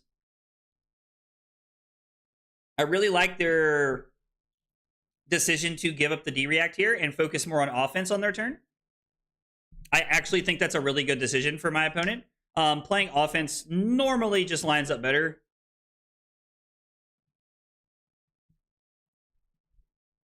We'll block 3. They might have a pump or something here, and if they do, they do. There's not much we can do about it. Our opponent loaded 66 into us. So I was actually having this conversation with Taylor the other day, and I think that our opponent, like if you're playing Slippy into Victor, I think loading more than 60 is correct, but I think anything more than 66 is incorrect. I think that when you get to the point of like loading up too much on like how many cards you're playing, I think you dilute your numbers too much. So I think that like 63 to 66 like range is very accurate, but I think that when you get to like bringing in 68 to 70 cards is not great. Is not great. I think that's a little too rough. We're gonna block like this. We could still get got here. It's also worth noting that we could block with the Spinal Crush here to be able to preserve the fact that if they hit a red off the top of the deck, we're in a good spot. And they don't get to take any cards from our deck if they did have 2 pumps there. I like making a Surge and just arsenaling the Spinal Crush here. Lines up well. Taylor Crawford. That's who, baby. What if I told you I'm convinced it's a Huntsman meta? Go on. You have my attention? Hit me with it. Hit me with it. If you're being real, hit me with it. If you're trolling me, I don't know, like, hit 1.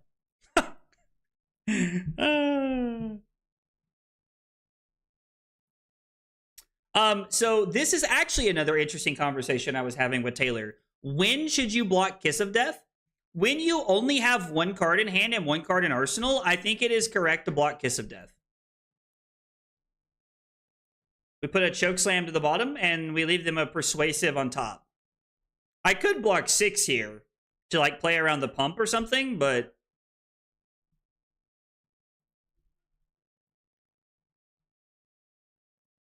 I think I'd rather play it safe and just block 6. There's no reason not to, in my opinion. When they don't have T-Tox, I mean, clearly when they don't have T-Tox is the best time to do it, right? Clearly that's the best time to do it. But after chatting with Taylor, like, we kind of came to the conclusion that, like, I should be blocking it more than I think I should have been, which was really good to be able to get, like, a Slippy's perspective on when I should be blocking. So it was kind of nice to hear from Taylor. He's super favored into Verdance. Gravy is fatigable with the right board, and Syndra ain't that bad.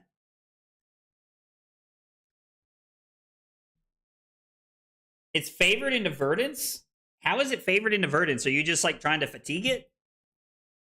But even then, aren't, like, people just ready for you now? Our opponent's, like, doing a really good job of keeping their life total up here. I'm wondering if this is Fuji that hangs out in chat. Test of Iron Grip kind of feels like meh here. So, kind of hoping they just pass it back to us.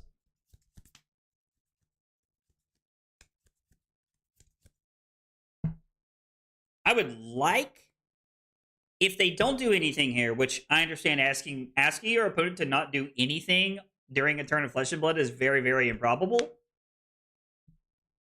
Oh, well, that works out. If they're willing to do something like that, I'm okay with this. I'm super okay with this, actually. Because we just get a card out of their deck.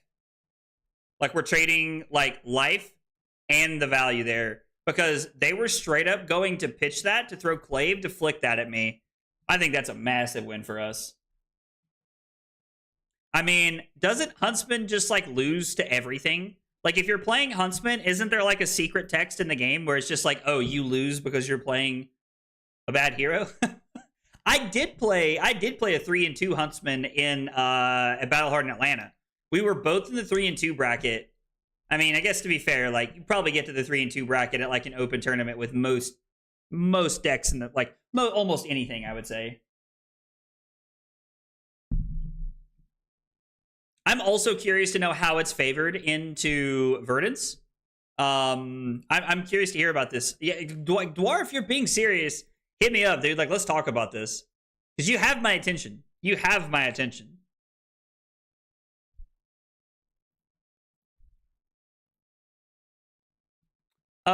I actually think I'm okay with this, right? Because I like having Riches of Tropeldani on top of my deck, and I'm just okay with this.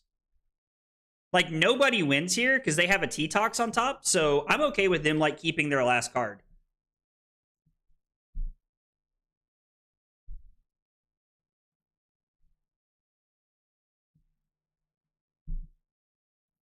Again, we're going to play into, like, a little bit of a long game strategy here. We're going to pitch the Test of Strength to come in for 10. Pitch the Test of Strength to make a surge, and then we're just going to come in for 10 with Crush the Weak here. Patience is a big part of winning at a high level, in my opinion. And don't get me wrong, like, I'm not sitting here and saying that, like, I'm the end-all be-all of decision-making, because I feel like if I was, I would have won, you know, like, one of my my top 8 winning in games at, like, major events this year, but I haven't. So, but I do think that patience is a big key of doing well with Victor. You had my interest, but now you have my attention. Leonardo DiCaprio was absolutely amazing in that role. That was actually just a phenomenal movie. Django Unchained was a great movie. Also was done by Carly's favorite producer, I believe. I believe it's a Tarantino film. Or director? Producer, director, I don't really know what the difference is. Kiss of Death is such a hard question. It gets so much easier late game. That's fair. It does get a lot easier later in the game. I do agree with you there.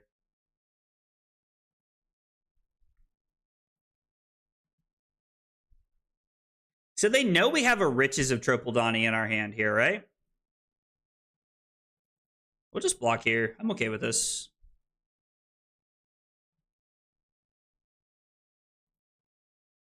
We've already lost to Golden Sun because we had to block with it. Big Sag. Big Sag. Our opponent's not played a lot of pumps so far this game. Kind of scares me that they haven't, to be honest. TBH. TBH. They have double codex in hand? Kind of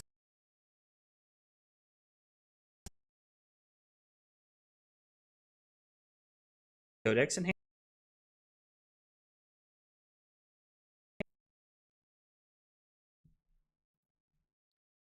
Uh-oh. Okay. I thought my internet, I thought everything crashed. I was like, oh, I'm about to lose you guys. I'm about to lose you guys. Also, guys, if you're going to Kansas City, come hang out. Come say hi. Like, would love to get to chat with you guys and hang out and talk to everybody. Hey, we just had a new follower goal. Our new follower goal of 780 on Twitch has just started. At some point, I'm going to get to 1,000 followers on Twitch. I believe it. Flesh and Blood keeps growing, and I believe it will happen. We're going to make a new gold. We'll make a... we made a surge. I guess we'll just throw the headbutt here, right? Like, this seems fine. Just, like, throwing this mediocre blue 6 is sometimes what happens when you play a Guardian. You just have mediocre turns sometimes. It got a bit laggy there for a sec. Okay, that was my internet, like, doing its best to try and kill the stream then. So I apologize. I hope everything's back to a better quality now. Hope everything is back to a better quality now.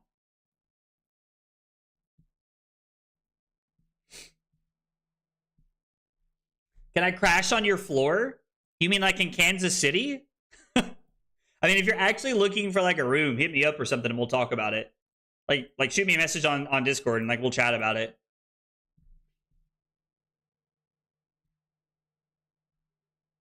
You've not swung hammer much tonight. Not very guardian of you. Not very demure of me, huh? Not very demure. Very posh. Very demure. Blocking with the blue feels like a wildly aggressive trap here. I hate blocking with one of the Command and Conquerors, but I think we're going to. We could take the Infiltrate, but I at least want to force them to play pumps here. It's very clear that my opponent has favored not keeping... My opponent favors not keeping pumps in their hand. They favor blocking with them. That is something that we're going to have to keep in mind as we go throughout the game. Now, they've also not seen a lot of them, so there's that as well. But it's very clear to me that my opponent favors not keeping pumps in their hand. They favor keeping the better mathematical, like, fab lines in their hand. So that's something to keep track of. That's also one thing that, like, I kind of watch for when I'm playing people IRL that play Slippy or Mario. Or, well, really more Slippy than anything. But I'm like, how do you favor playing the game? Like, do you favor keeping pumps in your hand and trying to get people? Or do you favor just trying to have good hands? So I think that's like one of the things you can watch out for. Yo, bring back Winter's Well is the truth. You're going to be in Kansas City? I am from Tennessee, Rob, but I am going to Kansas City for the calling. I'm going to Kansas City because I did well at the calling in Singapore. And I think I'd like to try... I feel like I've been having a pretty good year with, like, you know, rated events. So I'd like to try and keep some of that, like, going. Now, if I do poorly, you know, I do poorly. That happens sometimes. But we're going to do our best to have a good showing in Kansas City. We're just going to block this. I mean, yeah. Like, if they want to do this, that's fine. I'm going to force them to flick a dagger at me. 110%. Orb Weaver Spinneret? Are they going to throw Graphing Calculator at me for 4? They are.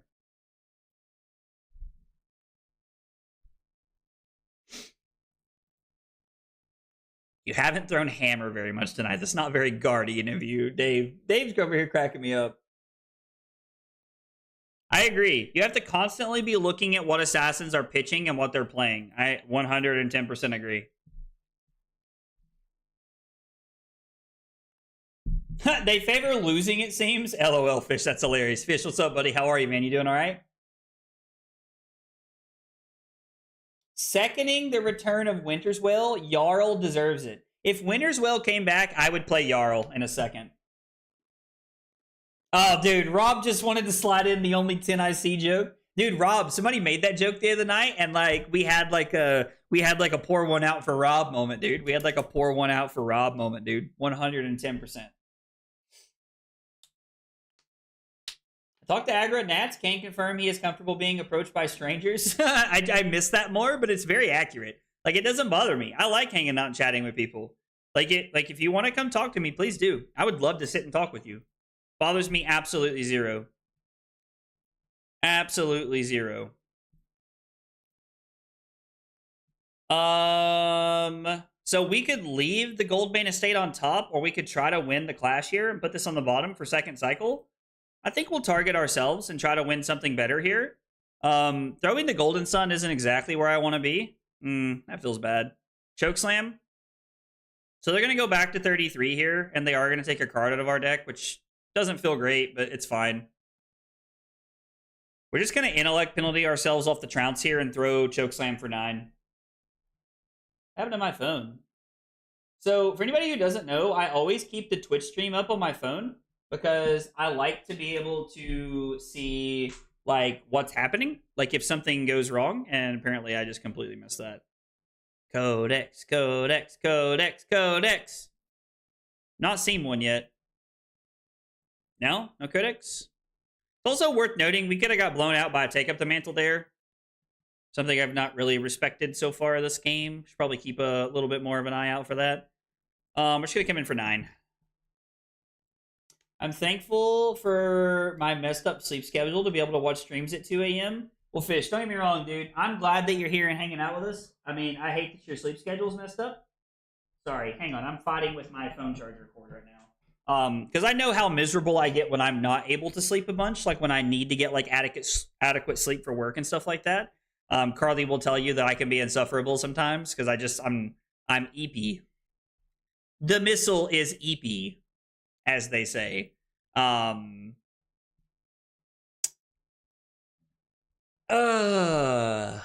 are we supposed to do here? Are we supposed to just like block 7?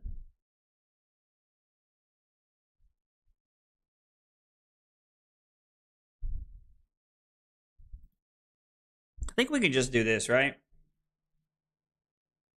Oh, we get a T-Tox? They revealed a Just a Nick on top? Getting a T-Tox there feels pretty good.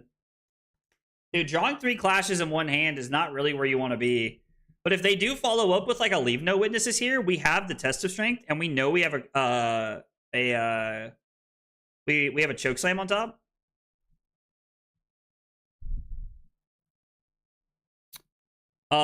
So I am going to pitch the Trounce to make a new Surge, and then it's just going to be Golden Sun for 10 here.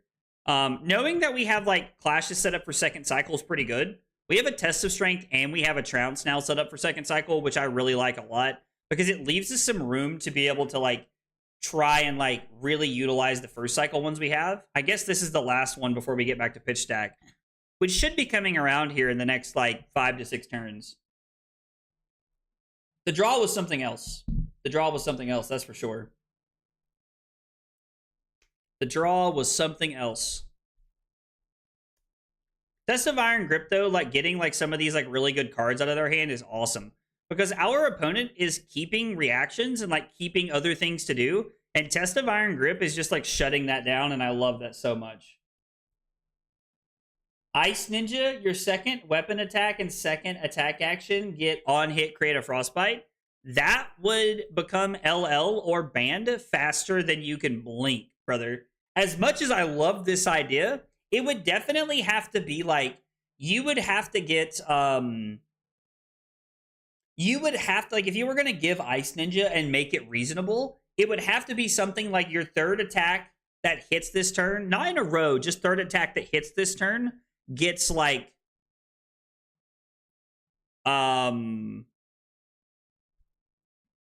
gets like gets like give them a Frostbite or something like that. That would be cool. Thanks, I hate it. I mean, I guess so. I guess viewing Lexi as Ice Ninja is like kind of accurate. I think we'll just block like this.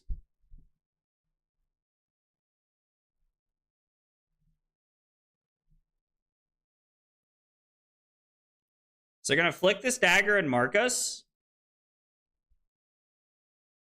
I mean, they just want 2 cards off the top of our deck. Now they're going to play codex. I mean, they've not played a codex all game, and it's turn 10. I think they've pitched 1. I can't remember how many they pitched, but I think it's 1. Might be more. I don't know. The Ice Ninja has 15 health and CC, though. It's probably valid, right? Ice, I agree. They have to be very careful with how they build Ice for us to play it. I completely agree with that sentiment. So we're going to be making 6 Might tokens here. Do I want to keep the Chokeslam or the Disable?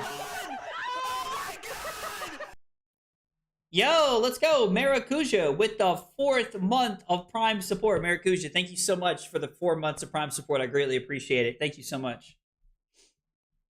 Saving those codexes for next game. They're saving them for like trying to like blow us out. They are out of marked daggers now, which is kind of cool. I think we're going to save the Disable. I mean, being able to 1-card play this. Nah, let's save the Disable.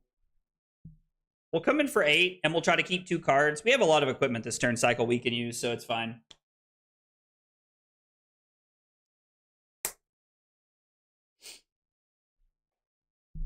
Less than 3? Wait, less than 3 what? Maybe they arsenaled a gym? LOL. That's funny. Maracuja is a Brazilian fruit? Is it really?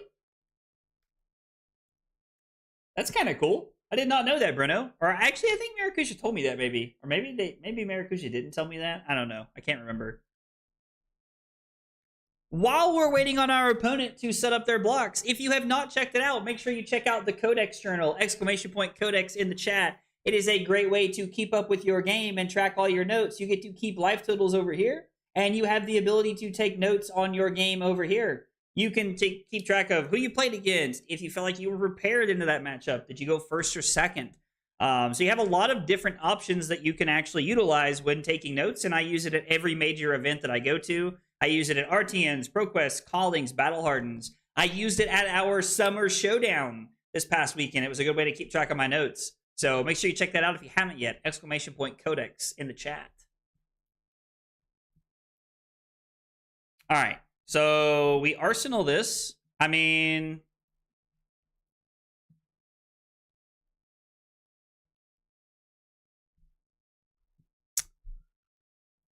Okay, I think this is fine, right? If they have like some shred effect and they get our Disable and a card off the top, it's not the end of the world. We can throw E-Strike for 13. Or I can pitch both a red and a blue to come in with Disable for 13. So it's kind of like pretty good either way here. Once per turn action, create a Frostbite under all heroes' control. Ooh, all heroes would be interesting. A symmetrical effect, like a symmetrical effect would be pretty cool. Disable for 13. Have we played? That's the second one we've played, so there's one more we pitched earlier. Nice. Like to try and set those up and save them when we can. We also have some clashes coming back around.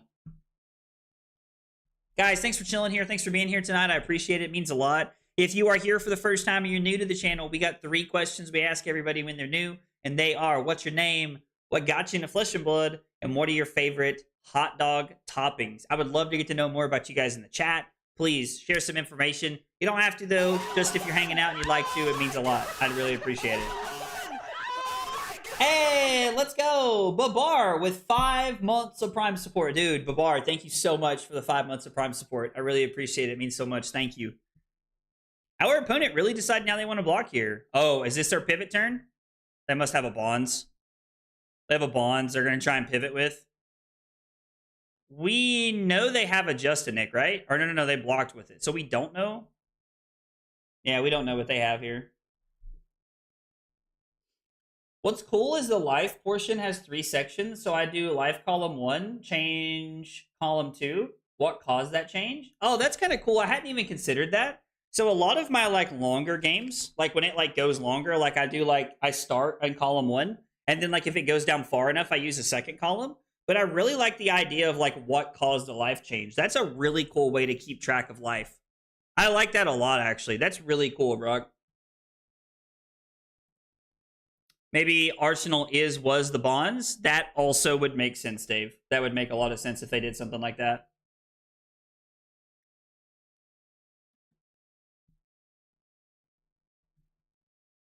Would make a lot of sense. Refreshing just to make sure it's not me. Make sure I'm not the drama. Is it me? Am I the drama?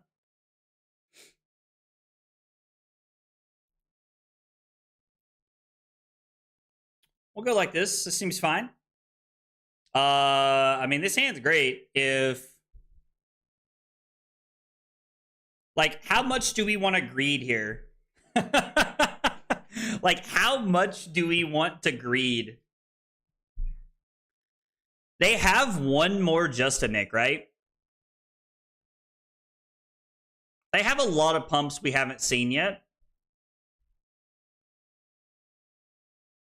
Just have a yellow on top forehead. That's note-taking during a game? I don't know that that necessarily fits into the note-taking category, right? All right, we're going to greed. We're going to greed and see how it pans out.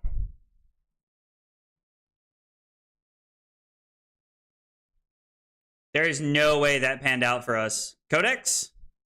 It's got to be Codex. Come on, bro. It's got to be Codex. We get something we want, and then we just give up Crown of Providence? I mean, it has to be Codex, but I will say the Concealed Blade, like, getting blown out by the Gauntlets of Iron Will is awesome. Ice Ninja. At the end of your turn, if there is an Ice Aura in play, create a Quicken token. Attack actions you control gain combo. If the last attack was an Ice attack, this attack gains +1 on hit, create a Frostbite token. I really like... You all are very creative. Y'all are coming up with some really cool stuff. I think we're just going to take this, right? Like, this is fine. I'm willing to let one card. And it's a headbutt. So yeah, we pulled off Greed of the Century right there, and it worked out really well. If they had red gloves, that wouldn't have been as good, but we got very lucky there, and I honestly don't know if that's a play we should make in a real game. Ice Ninja isn't possible solely because of Icequake. I mean, Icequake would go crazy hard. Icequake would go crazy hard. Probably just supposed to throw the Titan's Fist there in Arsenal to crush the weak, since they've given up 2 cards early. Hey, Annabelle, what's up, dude? The reason for the change column wouldn't be tournament legal note-taking. Wait, are you saying, like, it's not okay to do that more? Is that what you're saying? Like, it is not considered okay?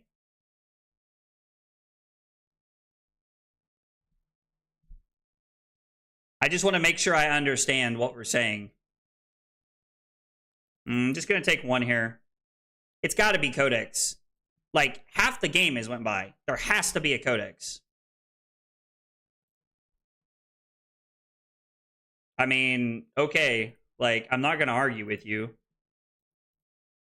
We're just going to Arsenal Macho Grande since we have the Surge. If we have to ditch it here, then we have to ditch it. But, I mean...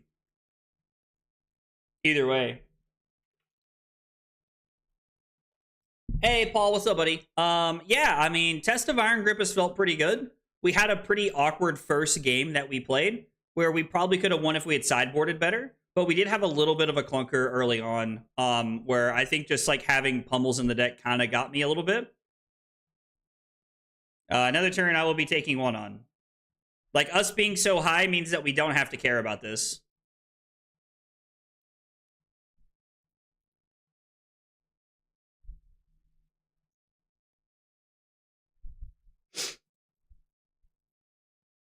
We're not going to draw 2 cards. We are going to... Ooh, could we draw 2 cards? So if we draw 2 cards and we hit, like, 2 blues, we can heave the Thunderquake.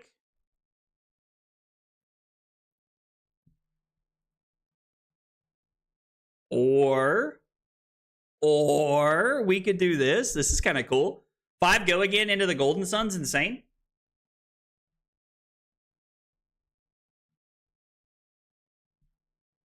Been lurking. Some of the new cards seem pretty good. I agree. Some of the new cards are very good, Paul. Completely agree.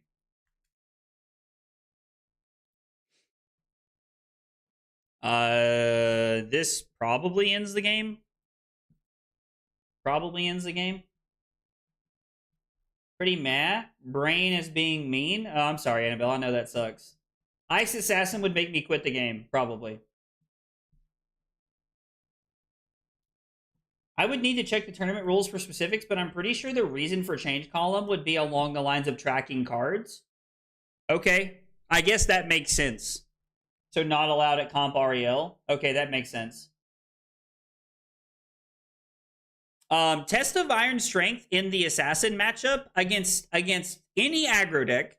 So like Slippy, Mario, all the Warriors it fits really well against. Syndra, Ira it's really good against. It is absolutely insane. The problem is that like it's another card we've added to our deck that doesn't help us with Gravy Bones.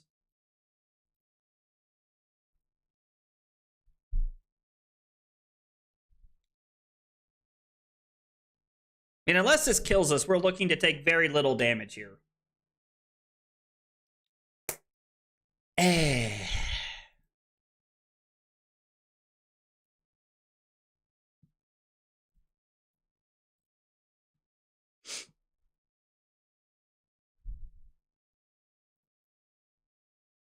We have flexors to play around this if we want to, if we need to. It's very probable they didn't even have it there. Gravy Bones is the lunch round. So the problem, like, and I agree with you, Dave, but the problem is that, like, if we go to, like, a calling and we go Gravy Bones, Gravy Bones, Gravy Bones, it's just a really bad day. Really hoping for a Guardian card that said, Crush, if it steals 4 or more, it deals that much damage to each ally. Yo, that would have been sick, brother. That would have been absolutely insane. I would have loved to have seen something like that. Sure, you can always take notes when the game's over. I mean, that's fair. Yikes.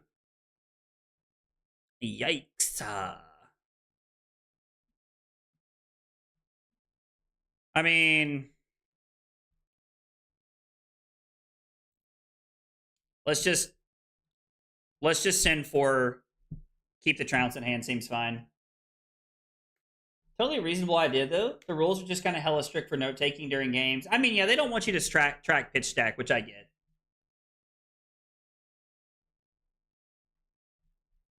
Don't you just no block and send Macho regardless? No. I want greed. I want to play my Goldbane Estates, Annabelle. Probably. Yes. Probably, Annabelle. Probably.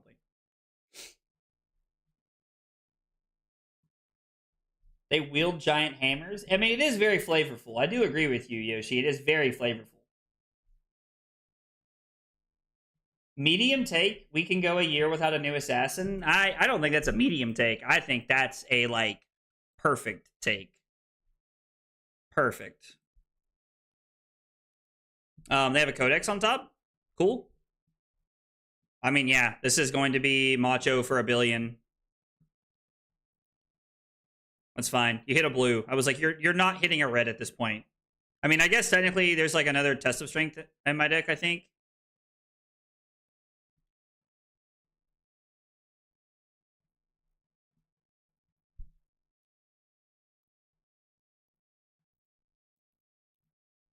Do 16 dominate. Blocks with a codex. That's so funny. That's hilarious. The troll 2 block absolutely peak.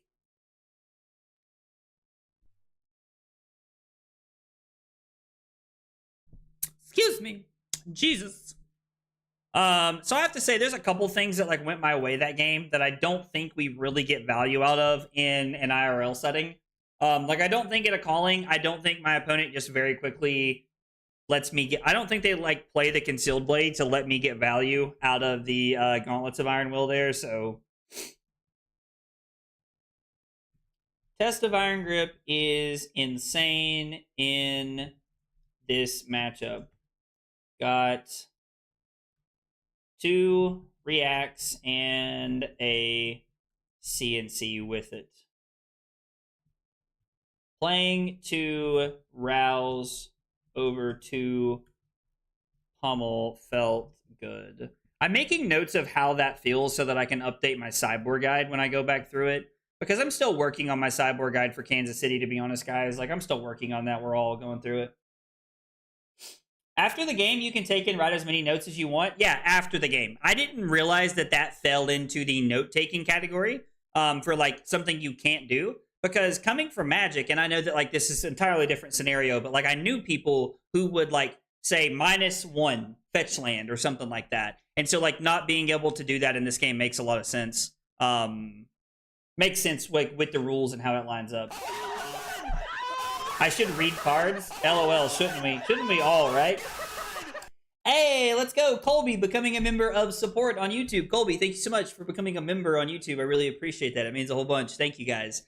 Guys, don't forget, if you are a Twitch subscriber or you are a YouTube member, you can connect that platform to the Discord, and it opens a special section for you where you can find articles about events that I go to. You can vote on what I'm going to play once or twice a week on a weekly basis, as long as I'm not testing for a big event. And then you're also able to get access to all of my deck lists that have complete sideboard guides with them attached.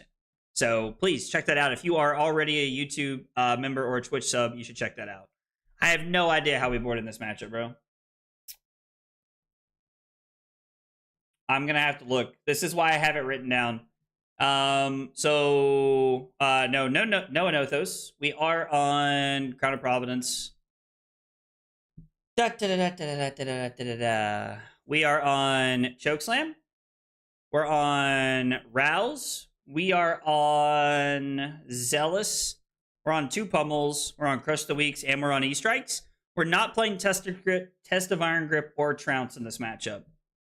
Curious to see how that feels this game. I don't think we're going to play against too many Rhinars, but we may look at it. They could be playing Fatigue. It's very possible. They could be playing Fatigue. They're only on 60, though. It's value, even as someone who hates all of aggro's decks. LOL. Appreciate it, Annabelle. That might be like the best ad I've ever seen for that.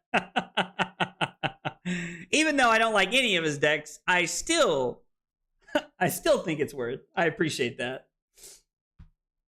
My hands were like either all attacks or pumps. Yeah, Fuji, it definitely seemed like you had some clunkers there throughout the game. And it also seemed like my Test of Iron Grips lined up very well for me that game. Like getting the early Command and Conquer was insane.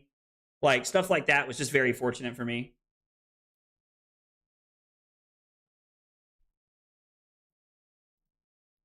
I mean, if they're willing to go ahead and give me the Scowling Fleshback here, like, deal. Guys, keep in mind, this is not a good matchup for us. This is not a good matchup.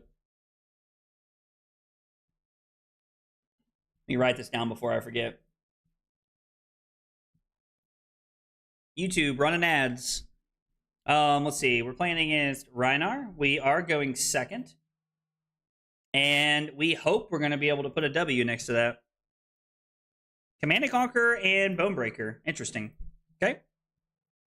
I'm pretty surprised to see that I'm getting equipment this early on in the game. We are just going to activate Tectonic Plating.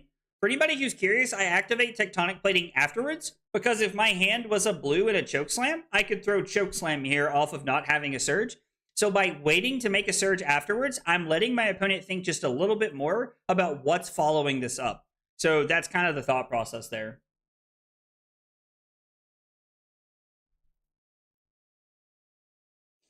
I love that we refer to Liam as Champion of the People. I love that we do this so much. Liam Holden, Champion of the People, won this matchup on stream. Oh, I did see that. I did watch that game. I feel like if you want to learn how to play Victor, you should watch that game. 110%. You should watch that game. Please, I have a family. My opponent's going, you had a family. Oh, no. 11. Yikes. Sheesh. Yeah, we're not, I mean, 5, 7, 9, 11. I mean, technically, we could get back a pretty good hand here, but I think I'm better off just taking 8. It feels bad to lose that, but I agree. Liam's a great player. Liam's a great player, and I feel like he's a really good person to like take advice from. Let's just go 7. We'll Arsenal the Golden Sun. This is fine. We've already seen a Sin Packing and a Command and Conquer, so more than likely we'll be able to play around the next one, but we'll see. Full title always. I'm sure he appreciates that. The Beltings are no longer zealous. That's okay, though. That's okay. Splatter Skull is a cool card. I like this card a lot. I had high hopes for Rhinar when this card got printed. Had higher hopes for Rhinar when this card got printed. Rhinar feels like the definition of like, oh, we're almost there. Just one more card. Just one more card and we're there. One more card.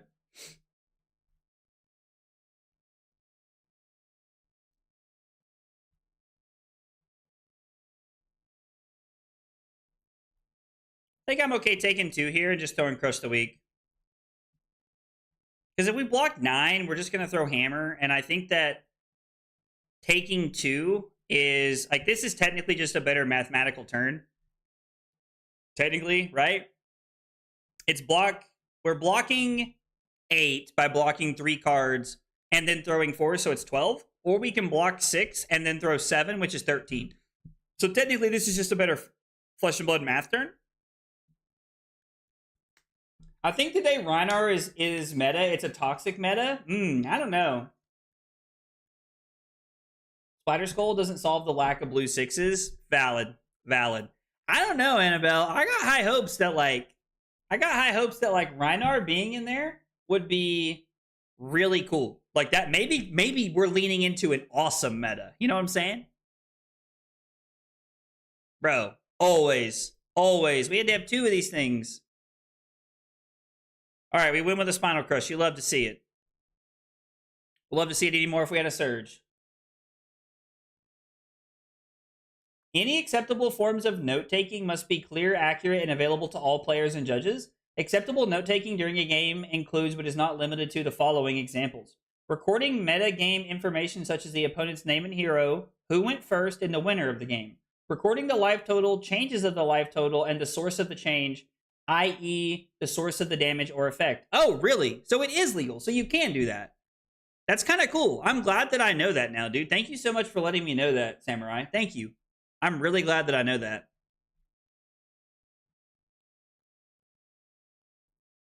Like, I don't personally do that anyway, but it is cool to know.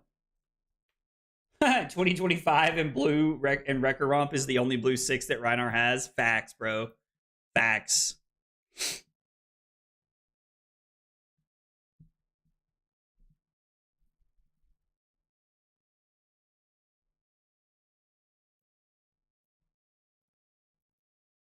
I think I'm okay going go again into 4. We're currently down 3, and we're kind of just like fighting to stay in the game where we're at. And honestly, if they're willing to give me Scowling Fleshback here, W. I feel like when Rhinar isn't playable, it's a toxic meta when no one is trying to block anything.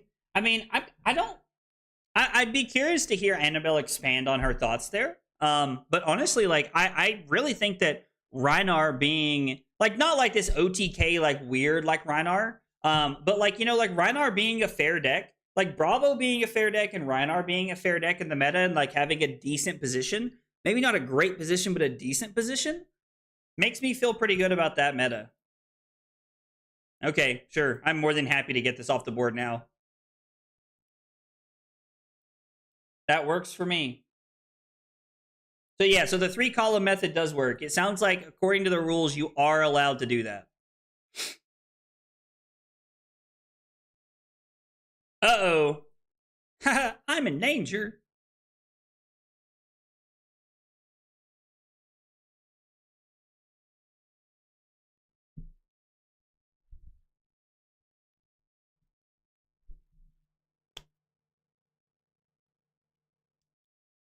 Okay, so that's valid. Like, if we think that Rhinar doesn't become a part of the meta until he's unfair, that makes a lot of sense. That I do understand.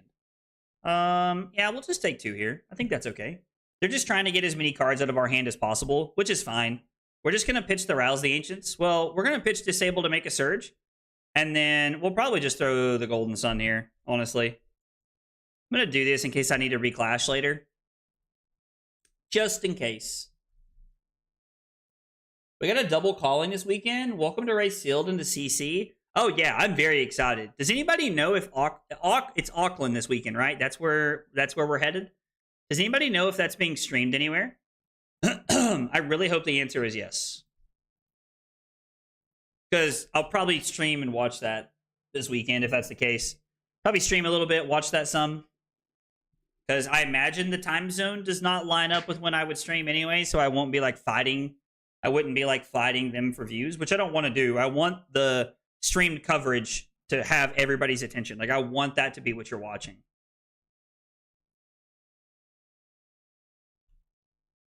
Oh, no, another one. My opponent's over here like, another one. DJ Khaled.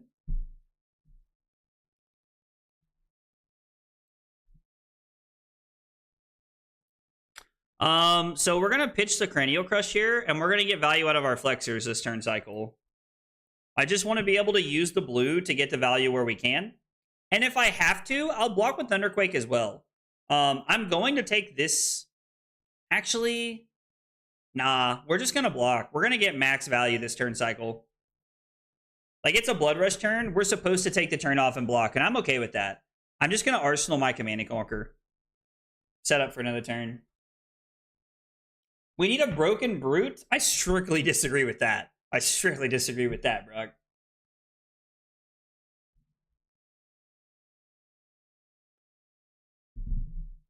Uh-oh. Uh-oh. That's not good. Well, was not playing around that. I won't lie to you. I mean, we'd have to give up everything. We'd have to give up like a lot of our equipment to block this out to get our Command and Conquer back, and I just don't think that's worth. I think that's a bad misstep this early in the game. I think we're just supposed to go to 17 and lose our Command and Conquer. Even though it feels bad, we were supposed to lose our Zealous earlier, and now we're supposed to lose the CNC and just kind of let it happen. It feels bad, but I hope that Tough Nut's good as well.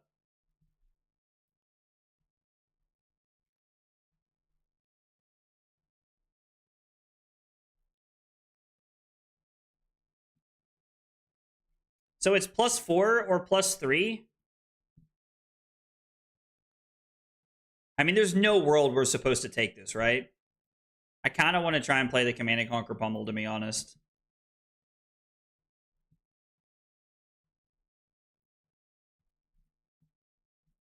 Yeah, we're going to. I'm just going to play the CNC Pummel and set up here.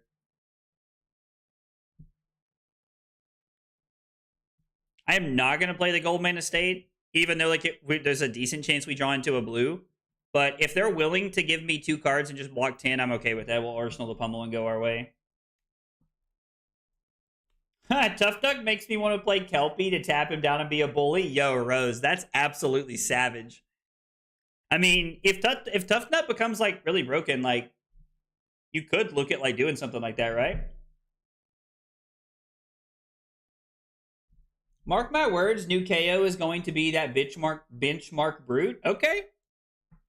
Cody said it. Mark it down. Everybody remember this conversation because I really like, and Taylor said this during one of our podcast episodes, that he really likes that the new heroes have this like, oh, we don't have an immediate deck building concept to them. And I like that a lot. And he said, I like that a lot. And it's very accurate. I think it's a very, very fitting like idea that we are looking at heroes and saying, you know what? Like, we don't know what to expect from the new heroes. And I like that a lot. I really enjoy that, to be honest. I think that's really cool. So Taylor really nailed that for me. And I think it's very fun that like we're kind of exploring how the new heroes are going to be built. I'm also very intrigued to see how Cody's take comes to fruition here. Very excited to see how Cody's take comes to fruition here. Entangling Arrow taps target hero when it goes in Arsenal. That's true. We have a lot of tech cards that like tap heroes and do things. Like we got a lot of them in this set. So, and they kind of overlap into certain classes, I will say. I'm ready for a KO sneaky play, considering it says starts with one weapon zone and doesn't say only has one weapon zone. Oh, yeah, for sure, James. Yeah, absolutely.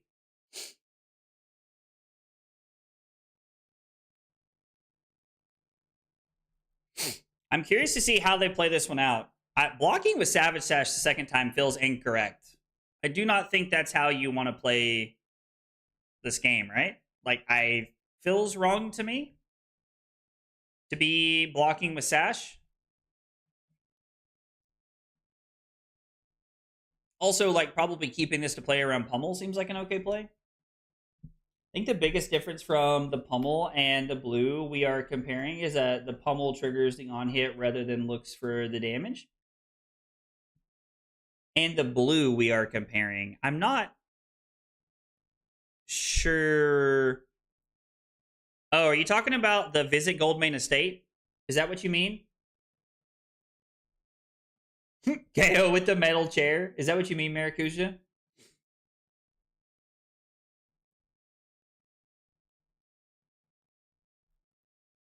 Yeah, I don't think they're supposed to give us the sash there. I think that's wrong.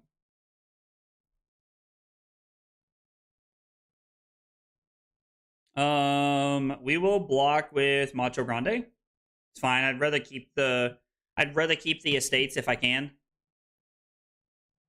We have a decent bit of equipment here, so we're just gonna try and throw Chokeslam. There's one more Blood Rush Bellow we have to get to, and we are at 10 now. You were comparing Pummel to some blue at the start of the stream? Oh, I was comparing what it feels like to have them in the decks. Sure, I'm following what you're saying now. I was comparing what having Pummel in the deck for clashing versus Rouse feels like, and Rouse has felt a lot more consistent. So he doesn't regain a weapon zone when he's humbled, dishonored. I mean, it could be really cool. I'm still not excited for this set personally. I'm really excited for this next set. I hope it's cool. I have very high hopes for how this next set's going to play out. Higher hopes than I think most people do, honestly. Like, I'm pretty excited. I'm going to be playing Lyeth quite a bit when it comes out, just because I think it's going to be cool. And I'm convinced Lyeth is going to be an aggro deck. I know that's weird, but like that's what I'm convinced of right now. We'll see as we get more cards, but just feels like it's going to be an aggro deck.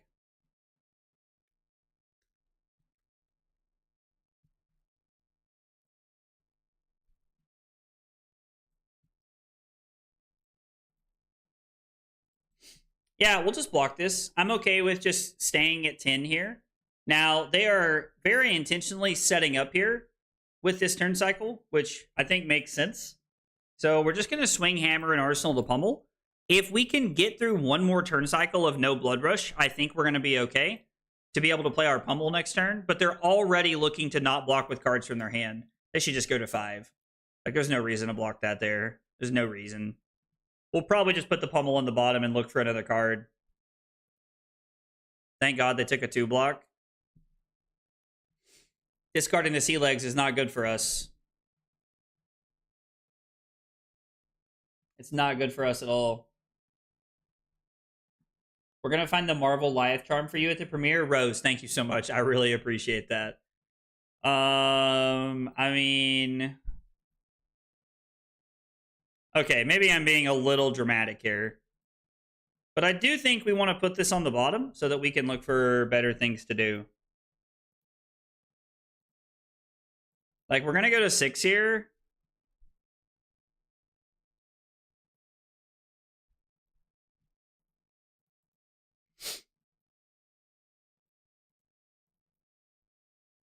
We already know there's a Reckless Swing in their deck. They pitched it earlier, so...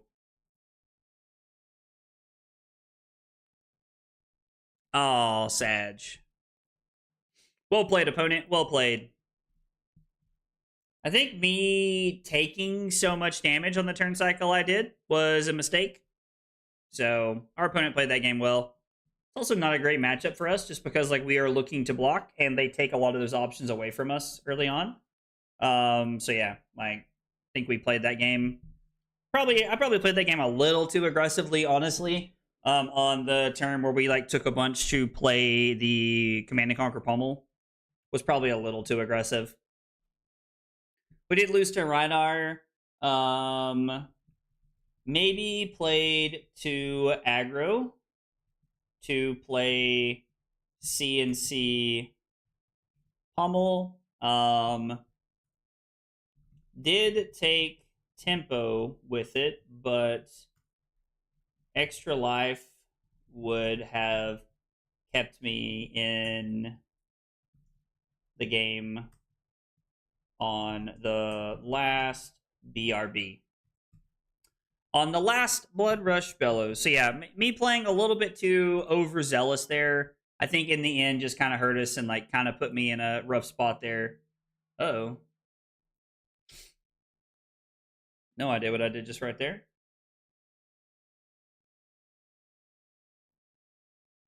Okay, there we go. Took a second. I clicked on too many things there. All right, let's see. It's 9:25. If we got time for at least one more, maybe two if they're quick. I like the next set, but I'm holding my wallet for Monarch 3. I love my Light and Shadow heroes. I mean, my problem is that I buy like almost every set. I buy a case of about every set. Carly and I try to like open it on stream because I think it's fun, but it doesn't always pan out that way.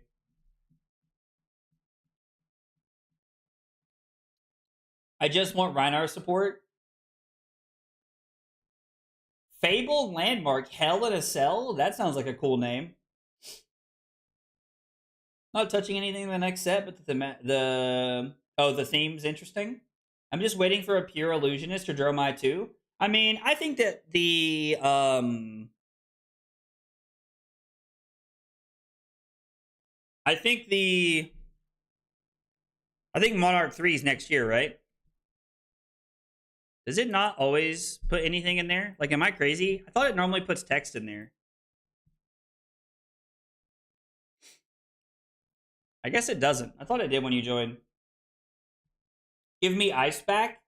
I think it's gonna be a minute before we get ice back. I would do unspeakable things for Dromai 2. Yo, pause. We're at least PG around here most of the time. Sometimes I get frustrated and cuss words come out of my mouth, but you know, try to be PG. Oh, so let's see. All right, so we got another Slippy. So this is Choke Slam, Crush the Weak, E-Strike, 2 Rouses, Test of Iron Grip, and 3 Trounces here. So we're on 32 blues. We're not playing Pummel in this matchup, and we're just going to try and get him. Yo, yikes. So we will go ahead and pitch Test of Iron Grip here. Actually, do I want to do that? Or would I rather just swing Hammer? I think I'm actually okay with this, right? Because we can just Arsenal the CNC and just kind of like force them to make a decision.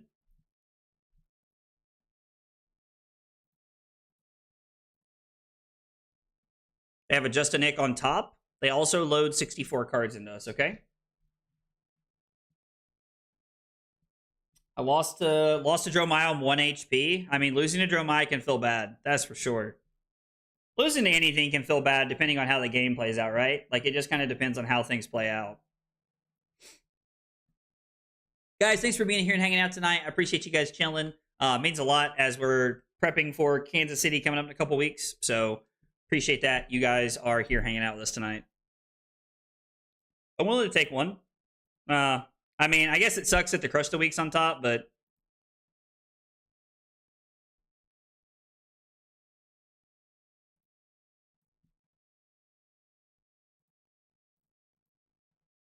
we'll just block 5. Hope for no shred. Shredding my shield would feel really bad here, but it feels like a pretty safe bet to go ahead and give up the shield. Maybe I'm just supposed to give up Crush the Week and that. I don't know. I like throwing CNC here, though. Our opponent's on Mask of Perdition, and they're not on Crown of Providence. They're also on Mark of the Huntsman instead of double Hunter's Clave. It's why I've never been invited back on stream again. Can't have the Foul Mouth Scott on there. That's definitely not it. Although, admittedly, like, I do like to try and keep it a little PG when I'm live, but that's definitely not in Annabelle, I promise you. There's also like not a reason that like you're not on stream or something. Like I just hasn't lined up.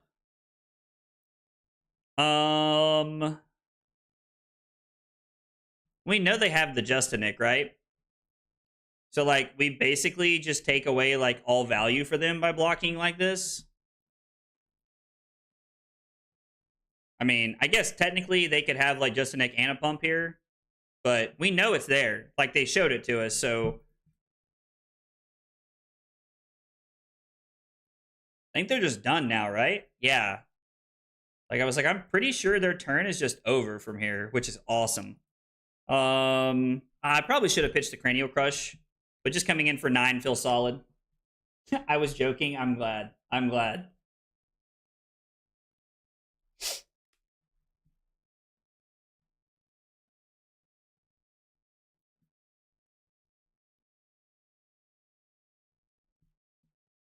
Okay. Huh. I always feel like I sound like one of the villagers from Minecraft when I do that. It's always how I feel like I sound. So we're gonna block like this. I don't want to give up more equipment. And we know it's the Justinic in their arsenal. So we're just gonna do our best to strand it there. They should have attacked me with dagger first. Playing Visit the Goldmine Estate, if we draw a red, we're just going to pitch it to play the Crush the Weak because of the Surge, which is why I was okay with keeping the yellow, right? The problem with stopping Justinic there is now it's live for a much scarier thing, right? I mean, it is, but having the knowledge of knowing it's there is actually kind of nice for us. At least I think it is. I think it's kind of nice. I don't know. Maybe I'm just supposed to let it come out because it's...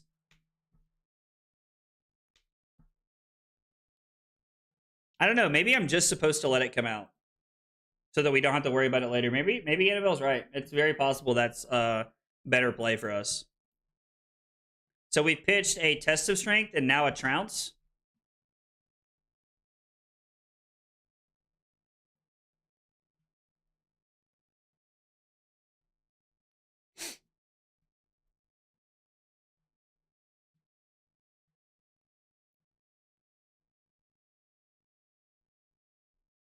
I mean, yeah, like Test of Iron Grip is just doing its job here.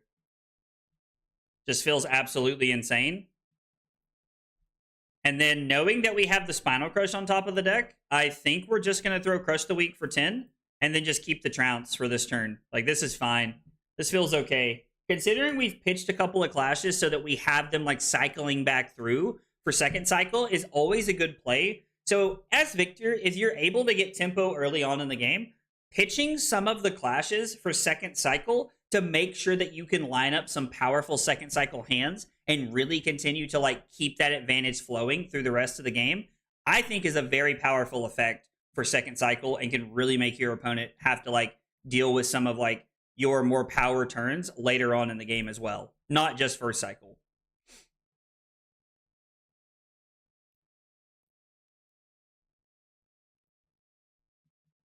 And like we win with a wallop here, which is awesome.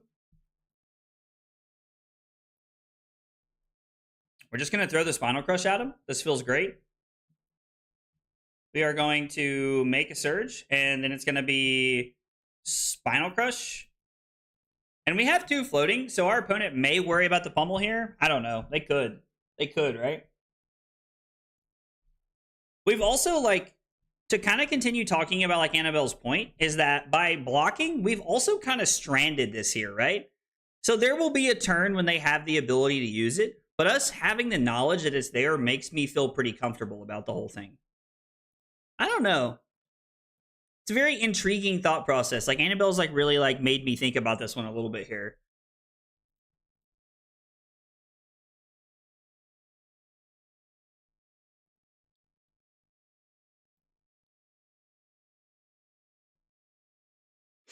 I do think I'm willing to let it come off the top of the deck here, right? Like I think I'm okay with this.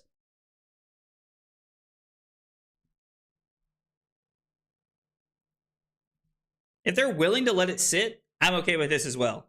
If they're going to play it, this is fine. Like, they could do some crazy things by, like, drawing some cards and doing some dumb stuff here. Hitting a red is good. They hit back-to-back reds. God, that's so good for us. That is so lucky. Oh, that is so lucky. And that's our second test of strength. 0 for 5 is very powerful. I agree. 0 for 5 is very, very powerful.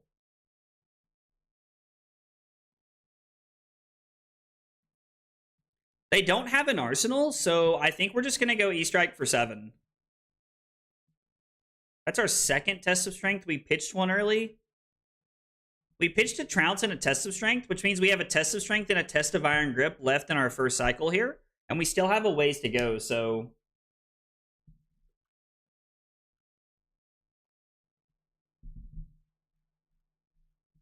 IT? I don't know what you mean, Annabelle. I'm not sure what you mean.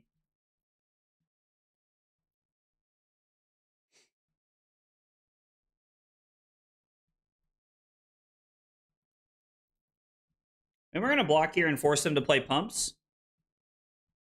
I do think the fact that it's limited to 1s makes it on rate, so I think it's fine. I mean, because technically it's a 2-card 6, right? Now, the place where it becomes a problem is Bonds of Agony. Like, that I do agree with. It becomes a problem with Bonds of Agony, but the fact that it is a 2-card 6 is, like, on rate, I suppose.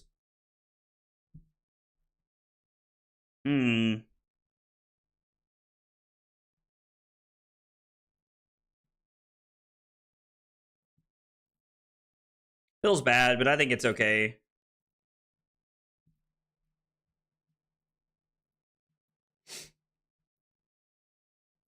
I'm actually just going to throw Debilitate for 11. No, I'm going to throw Chokeslam and then Arsenal the Cranial Crush because we'll just look to keep 2 blues.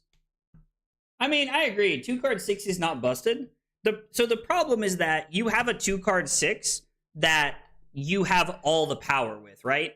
So you have all the power to decide when you're going to play it and when you're going to use it. So I think that's kind of the point that Brock is making. 2 Nicks together is not on rate anymore. I do agree, Jay. I agree with that, Jay.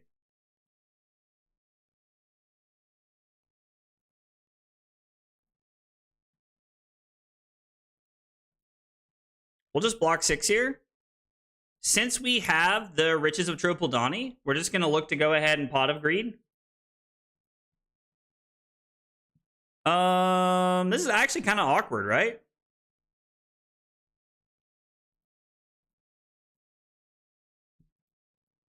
Just swinging Hammer for 3 is actually a pretty bad turn cycle for us. We also have to be careful because they are technically up on cards. We have to, like, really look to utilize our life total here, I think.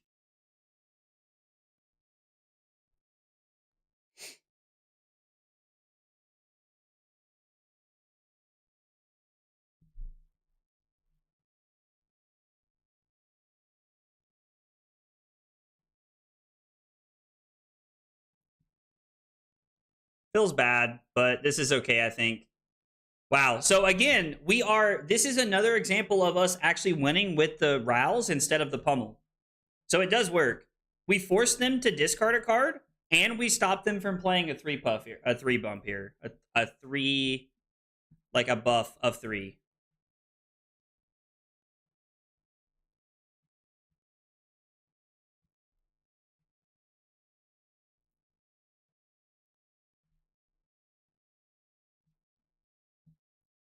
Yeah, we'll let this happen. This is fine. Oh, a Shred? Okay. Have to say I did not see that coming. Blue Shred was not something I thought they were going to hit. And now they get to take a blue from my hand? Pretty good turn cycle for them. Well, this Cranial Crush is not lining up well in our arsenal. This kind of sucks.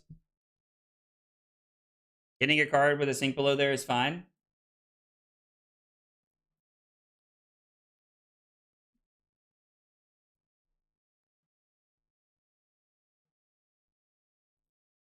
Force them to play something here. It's fine with me.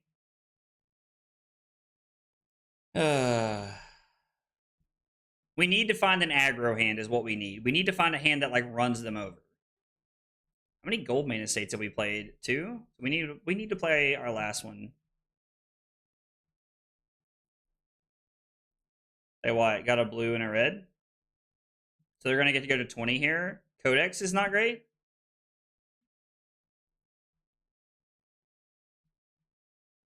So they have nothing. Okay.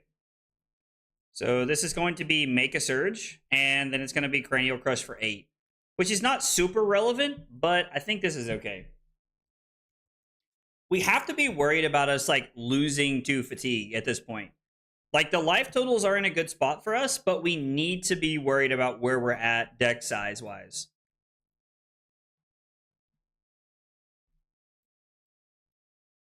How many bonds have they blocked with? It's a non-zero number, right?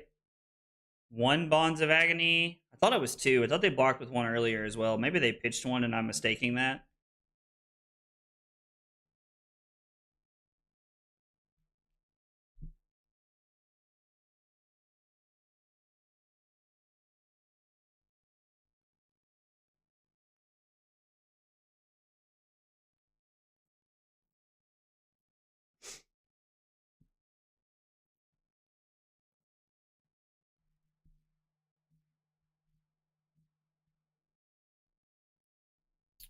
So we're going to block like this.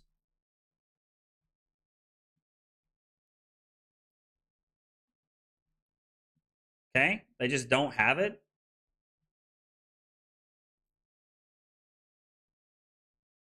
I mean, I can't just letting them keep taking cards off the top of my deck here. Feels bad.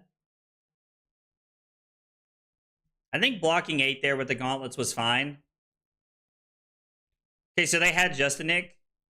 So blocking 7 would have been fine, but they get a test of strength.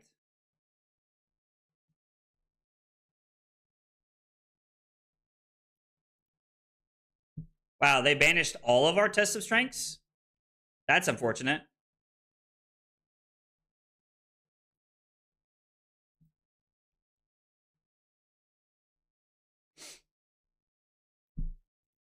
So make a surge and come in for 10 overpower.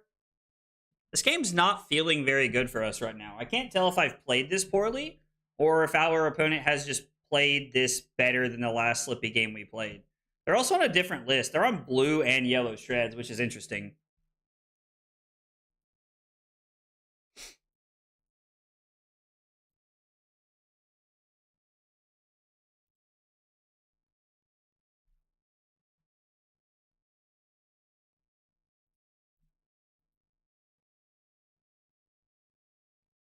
Okay, winning with a wallop is fine. Like, it's not great, it's fine.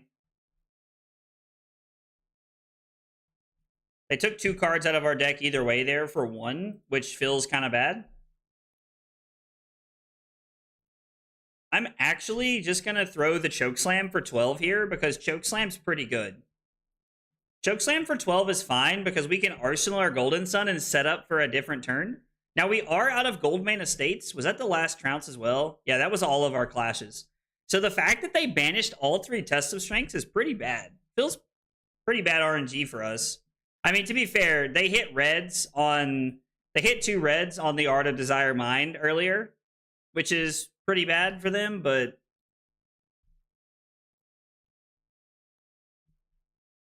I like to see them take Assassins back to contract. Definitely feels like it would be a more enjoyable niche. I mean, I agree, but Brian Gottlieb did say that that's just not happening.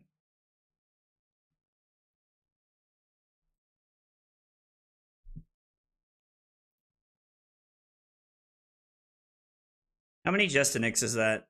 All of them? So... if I block Thunk Wallop in here, I'm... Pump is 3, 6, 9. So if they have Pump in hand...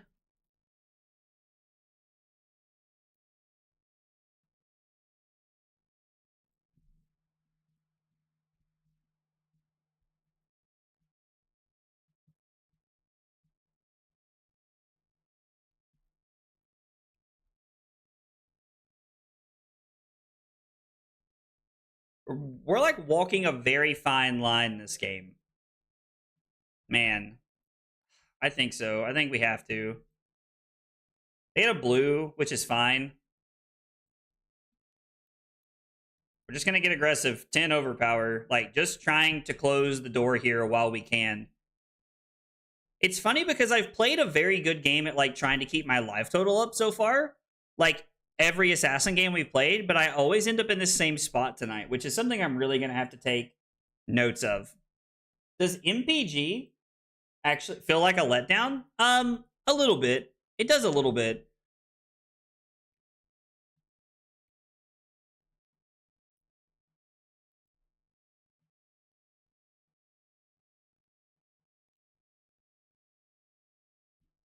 This is fine. I think I'm okay with this. Yeah, Mastery Pack Guardian feels a little bit like a letdown. Like, it doesn't feel like the end of the world, but it feels a little disappointing.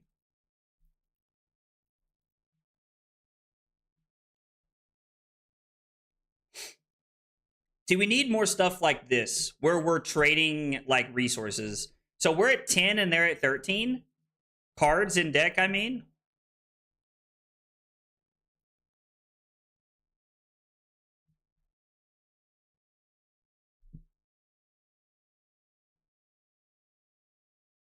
Two cards off the top of my deck is just so bad.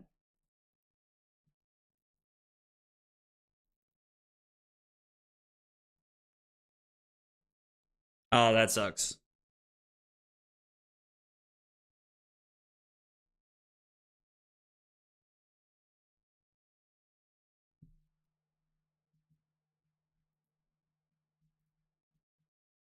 I don't think we're going to win this game. I don't think we're going to win this game.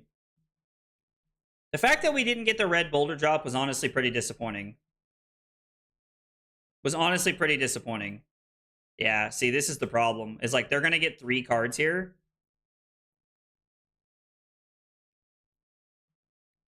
Or I guess they're going to get 2 cards here.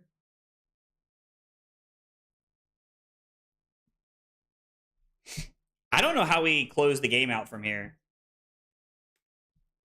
I don't know that we can. I think I might have blocked a little too much this game.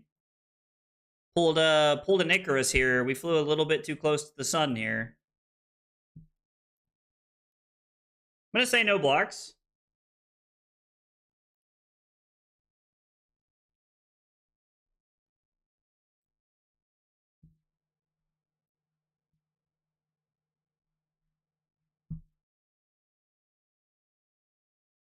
Okay. And it sucks. Like, this is not great.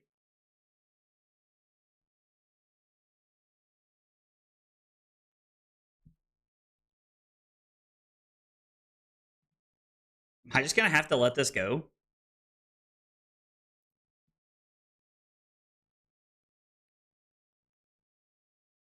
I mean, we'd only draw this.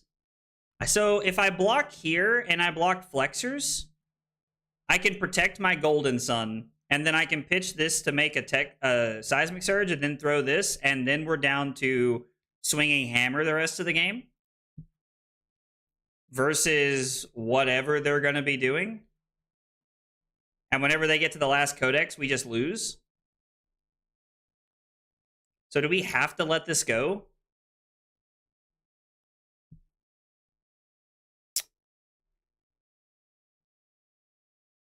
I mean, good game feels a little preemptive here.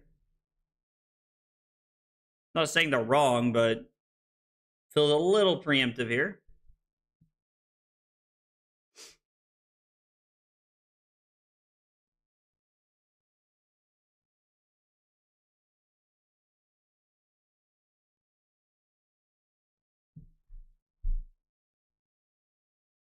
But I run into the same problem if I throw the disable, right?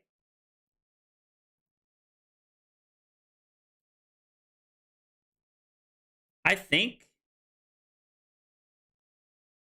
we've lost here, but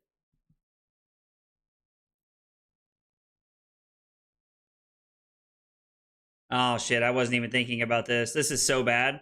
Yeah, this was a terrible mistake. Yeah. Damn, never mind.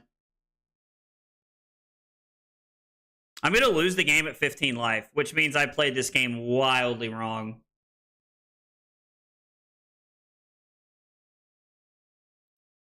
Yeah, that feels bad. Very adaptive list to, like, I'm just going to concede. I'm not going to make them sit through this. I am not going to make them sit through this. Well played, opponent. Well played, and honestly, like, a very interesting list.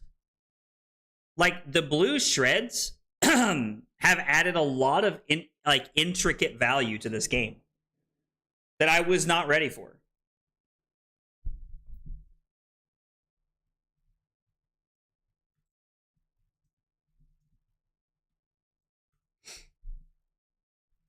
My opponent said that I knew shredding the legs was the win.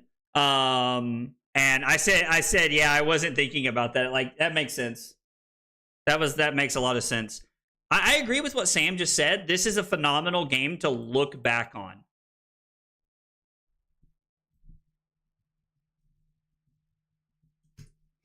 This is a really good game to, like, look back on and see where this went wrong.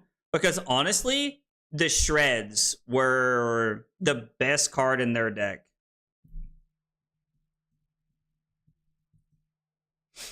They just asked if I was going to Philly. But yeah, I don't know. The shreds were really interesting. That's a game I'm gonna like lay in bed and watch later. That's a game I'm gonna lay in bed and watch later, to be honest. So one of the big takeaways from tonight that I really picked up here is that, and I talked about this at the beginning of the stream, headbutt and buckling blow are pretty interchangeable. So, like, they feel like 6 in one, half dozen in the other. We did throw headbutt for 7 one game, which was kind of cool, but again, like, it's not really changing too much there. The sideboard plan of bringing in 2 rouses into a lot of those matchups instead of 2 pummels felt a lot better. We did win a clash in one of our games with Rouse the Ancients over a null hit from our opponent, so that's pretty important.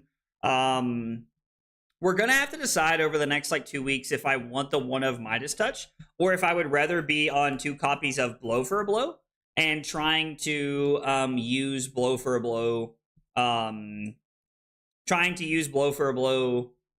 as a way to, like, clear allies and apply pressure. So I don't know. That's, like, something we'll have to think about and kind of look at here. So I don't know. 2 and 3 was not the record I was hoping for tonight. Test of Iron Grip did exactly what we wanted it to tonight. It was really good in all the matchups that we played it in. I think it lines up very well. Like, it's really good. It's a great card, and it's going to definitely make the cut for Kansas City. So tomorrow, we will probably be playing Ira or Valda. I'm not sure. Probably Ira because it's, like, higher on the list of testing for me. So I'm going to be looking at testing Ira tomorrow night, probably playing Ira. And then on Thursday, if you are a Twitch subscriber or a YouTube member, make sure you're in the Discord because you're going to get a chance to vote on what we're going to play on Thursday so you guys can pick my deck. And yeah, anyway, guys, thanks so much for hanging out. Thanks for being here. I really appreciate it. Like, follow, subscribe, all the things I'm supposed to plug and this and that and stuff like that. Anyway, thanks for hanging out. Thanks for all the support tonight. And we will be back playing Ira tomorrow. Take it easy, guys.